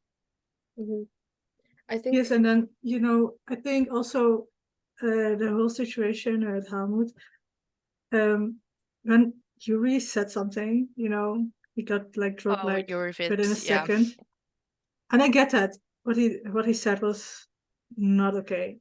Nope. But I think that you then need to pull that to the whole academy and also to your whole work environment.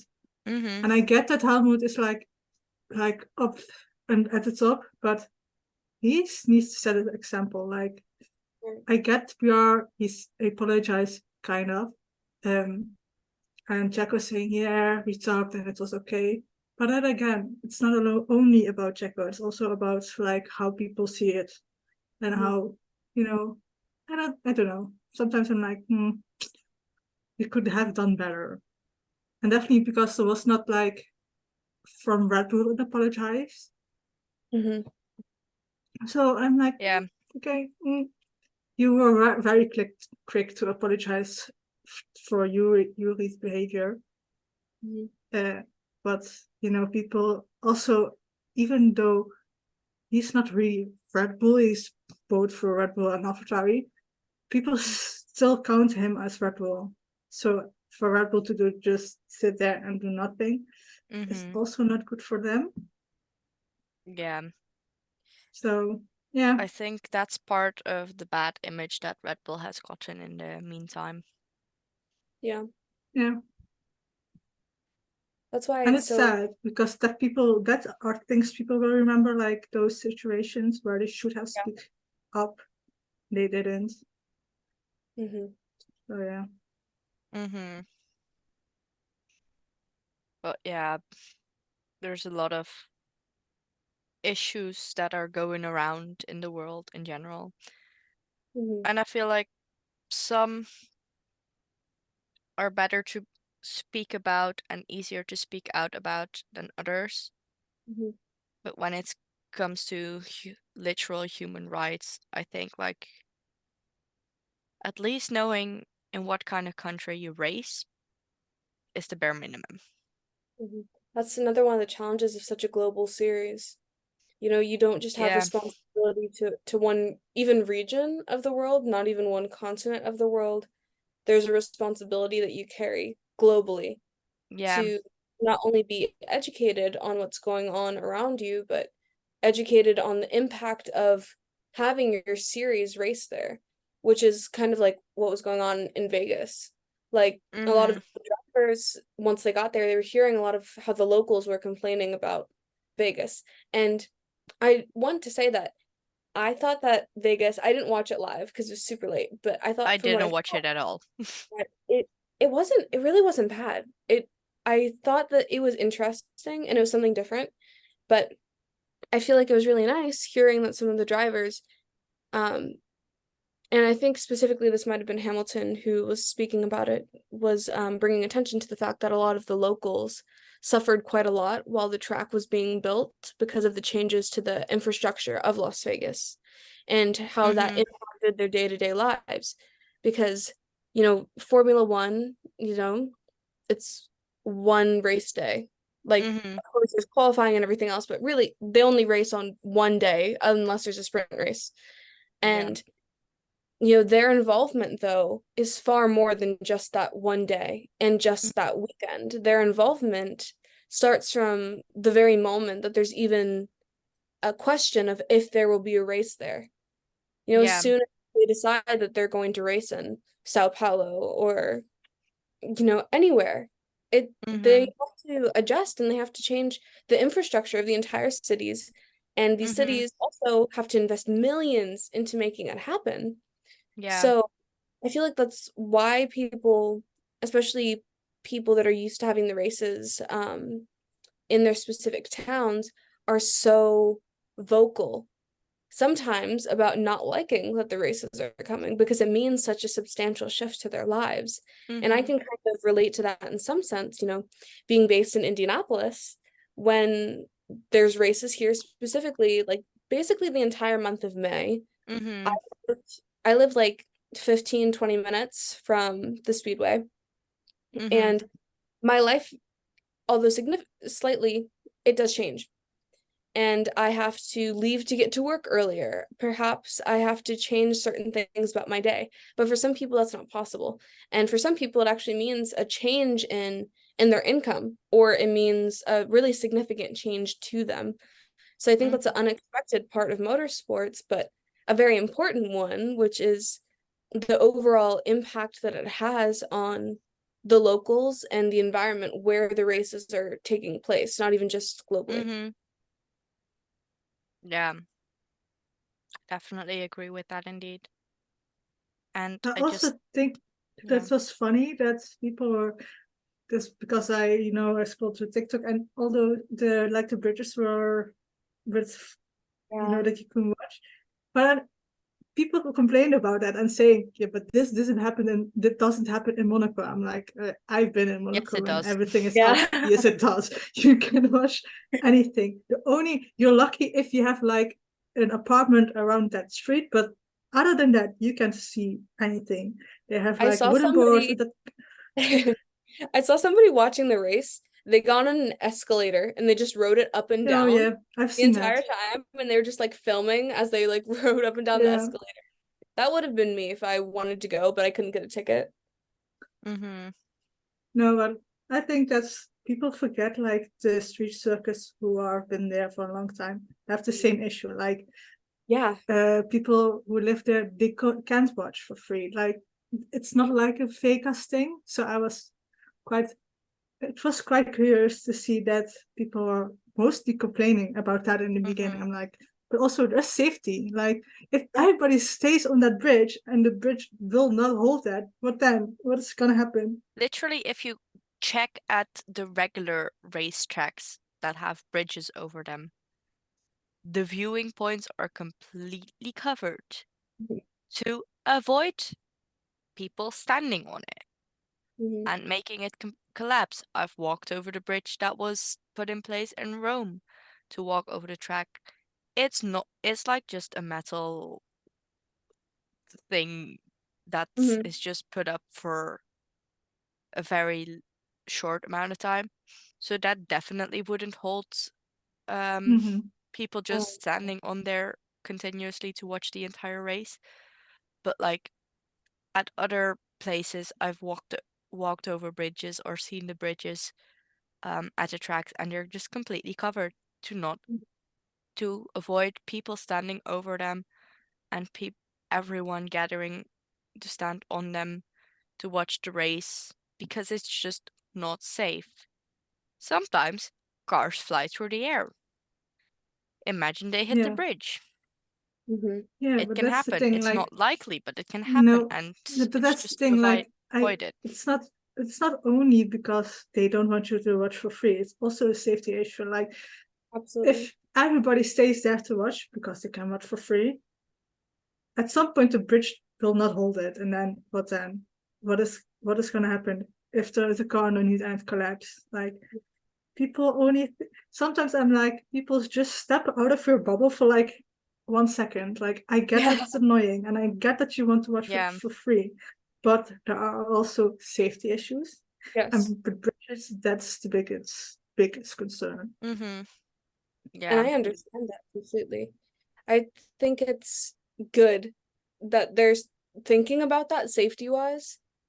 Especially because I mean we see, like we were speaking about earlier, in Qatar, you know, there are still safety things that fall through the cracks. But even though those windows, it might seem like a small thing, it does make a big impact to be concerned about the little details when it comes to safety. Mm-hmm. Like in Qatar, it was definitely a combination of humidity and heat, Yeah, which can be incredibly dangerous. But like in Vegas, the concerns were that it was going to be too cold. right. And also the pit lane exit was a concern uh, because of the placing of the apex and the ending of the wall Mhm. and the literal exit.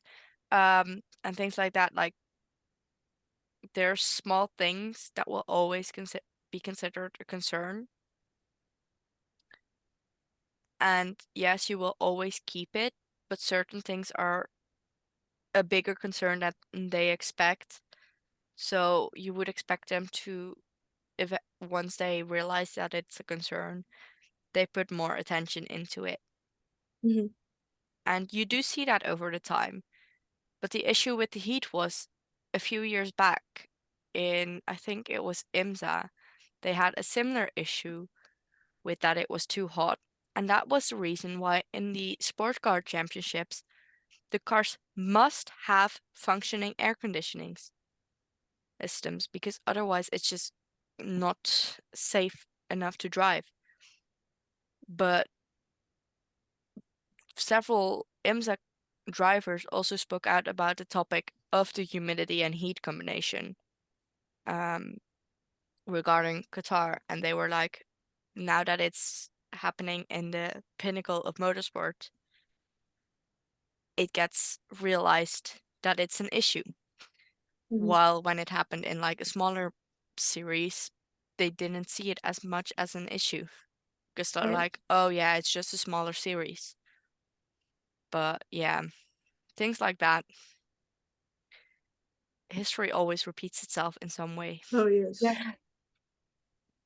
But yeah, I can't think of anything else to talk about.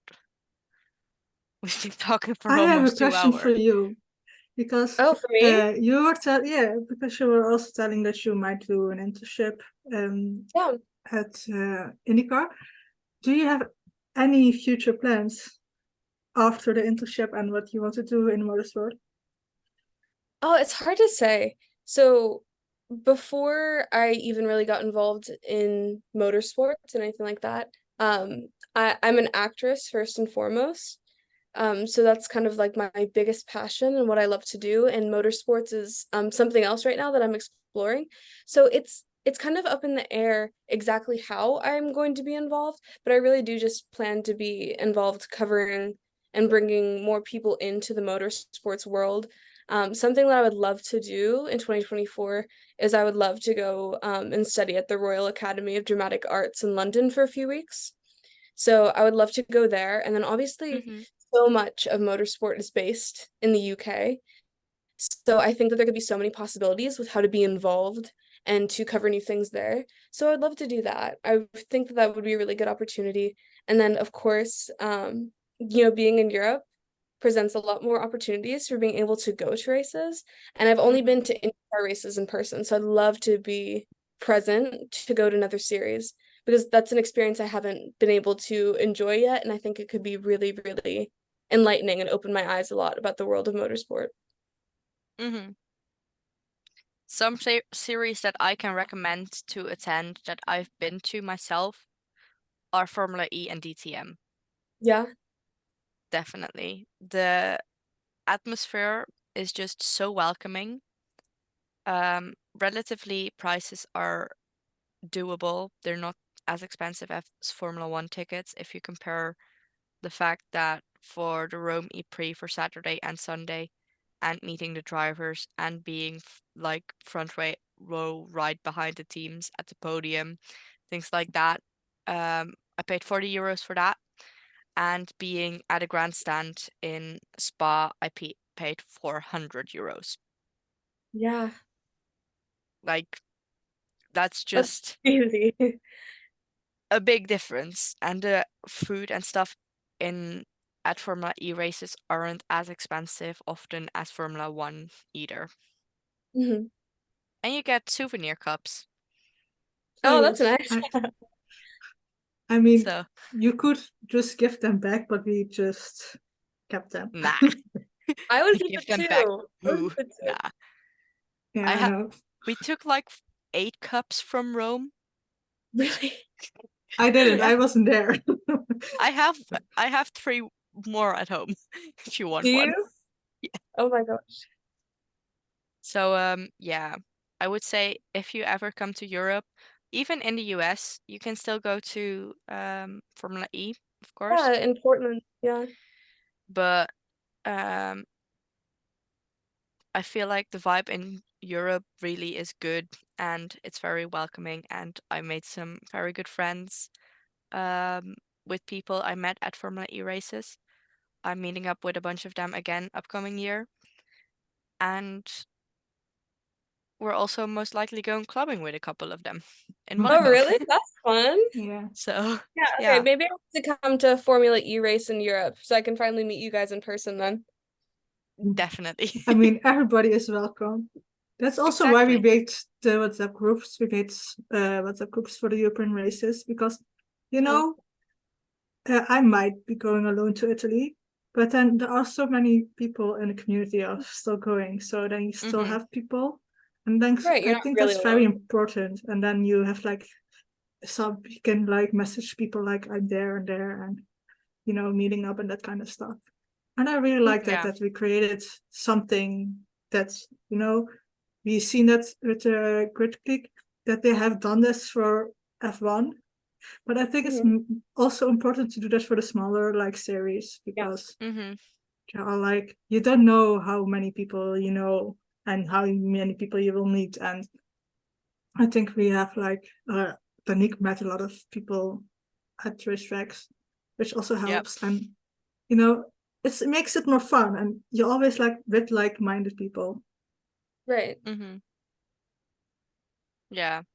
So I would say definitely visit Formula E. It's also very accessible for fans.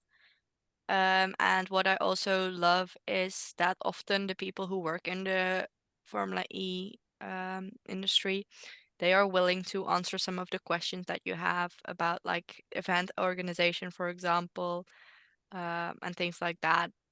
So, and if they have the time, they will be up for a chat for a bit. Yeah, Oh, that's so because we knew about London was like they didn't announce yet that they had like artists coming, and they were told us in Monaco they were waiting for our wristbands. They were like talking like, yeah, we have big things planned for London and this and that, and we were like, okay, that's great. Now I want to go. Yeah, Uh, I couldn't go because I was in Spa. Otherwise, I would have been in London. I I couldn't go hate because I didn't have the sometimes when money. race weekends overlap. I was planning to do Budapest upcoming year, but it's once again the same weekend as London. Oh no. This time instead of the same weekend as Spa, it's the same weekend as Budapest. But we booked we already said like upcoming year we're going to London, so it was like we'll have to do that. We can't do anything else. We have to do that now. Yes, Well, you'll be But at a good yeah, race either way. true. yes, because mostly the last seasons that's almost up to the last race, so I'm very happy that we are there then. Yep, Yeah. it's very exciting and fun news. So yeah, Awesome. Well, Do you thank you still guys have for having me. questions for us? Do I have questions for you? yeah. Oh my gosh. We've already talked so much. I feel like I don't know. Do I have anything left? Hmm. Where do you see yourself in motorsports in like the next 5 years? The next That's a five good one. years, nowhere. Okay, or No, 10 years or next year, whatever year you want. Mm, definitely continuing this for as long as yes, possible and creating an even bigger community and even bigger audience and giving even more people the chance to chat about their involvement in motorsport and their opinions in motorsport. Um, and hopefully at some point also some drivers or some people Yeah. that are very well known within different fields of motorsport. Because we're trying to reach out even now we're small, but sometimes you just get a no or no answer, and sometimes you get a maybe, but like in a time that it's not so busy for them. Um, so I want to try to continue this as long as possible.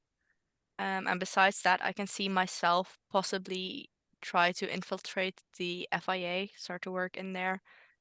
It's a health policy aspect that I talked about earlier as well.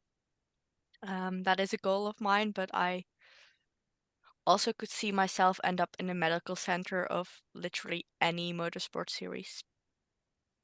So yeah, I that's think cool. so funny that we have like different like visions. Like I like this. I like talking with people and give people really like the chance to talk about themselves and that we learn about people and what they do.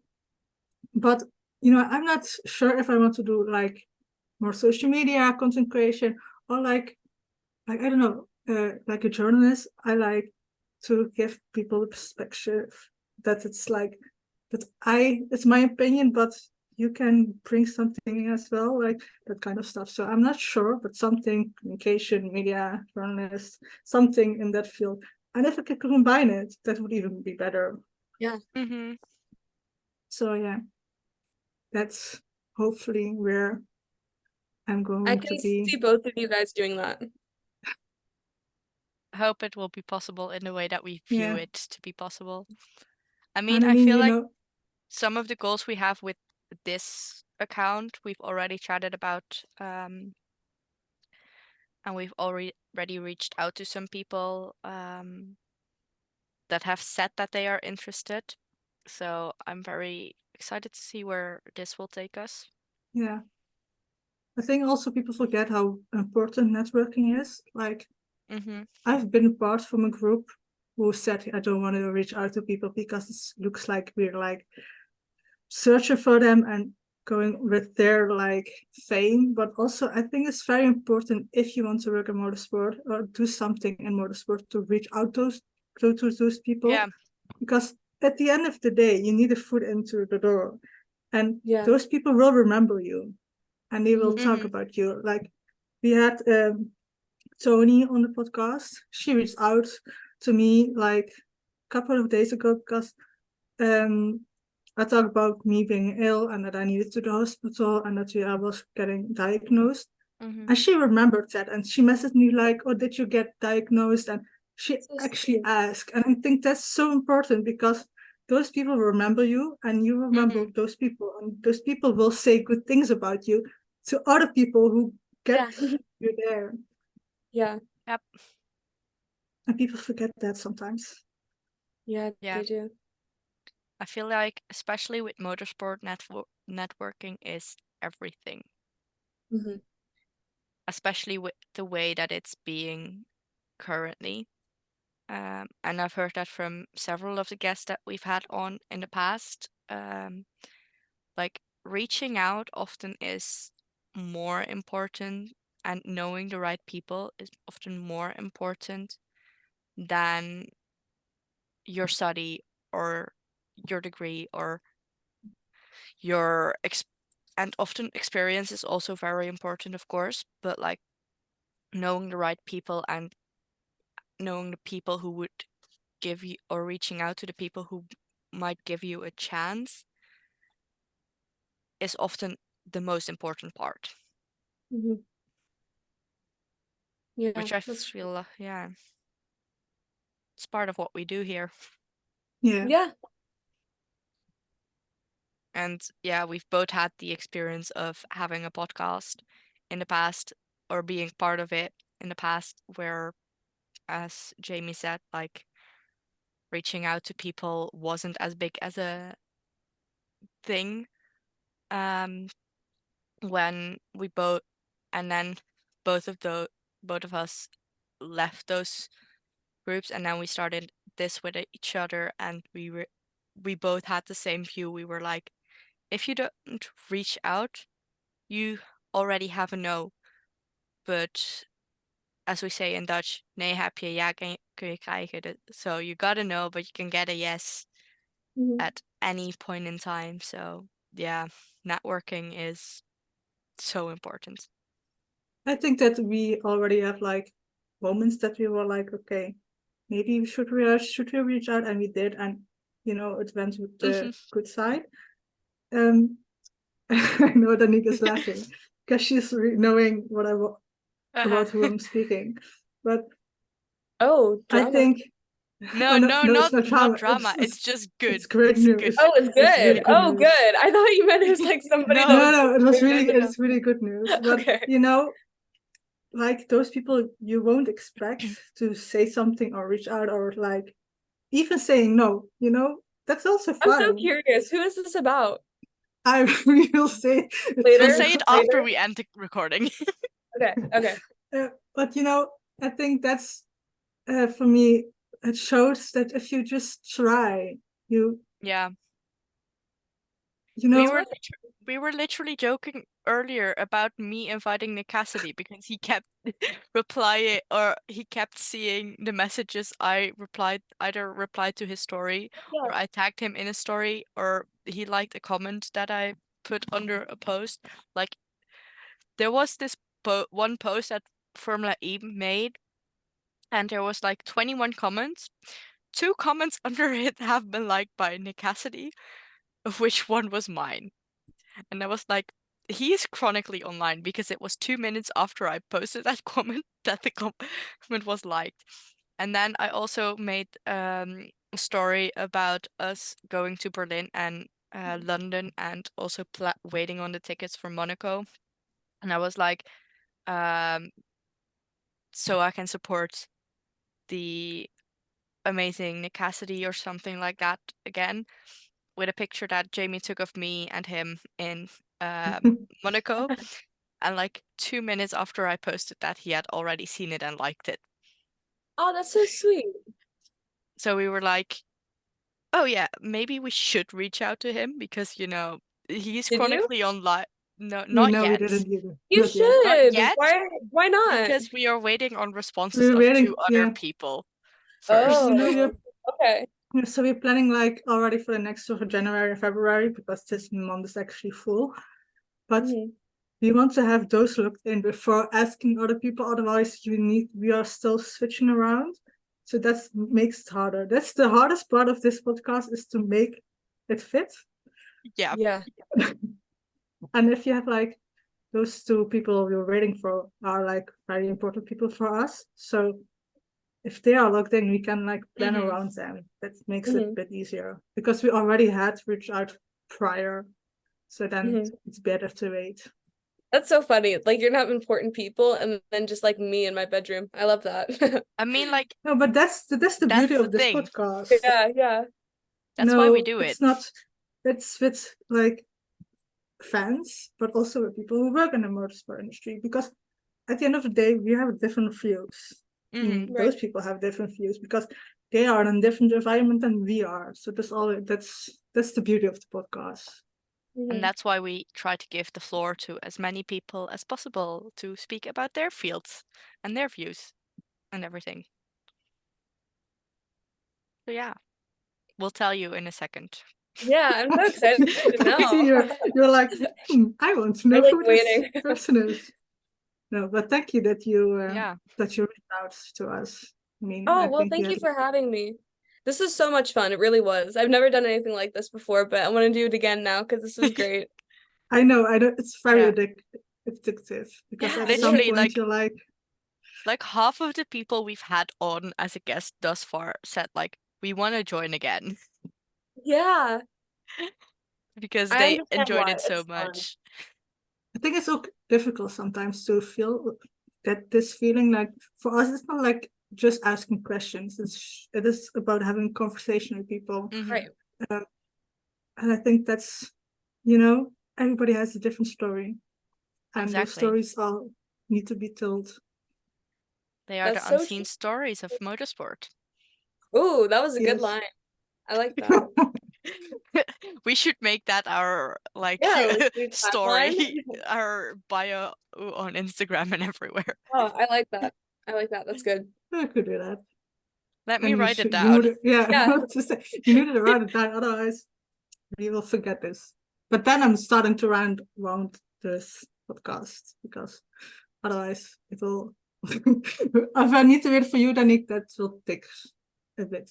But Just go. for our listeners, if you don't follow us on our social medias already, in the description of this podcast, you'll find a link to our socials. You just click on it and you see everything. And also, thank you for listening, and we will see you for the next episode with another amazing guest. And again, thank you for joining us. Thank you guys. I really appreciate it.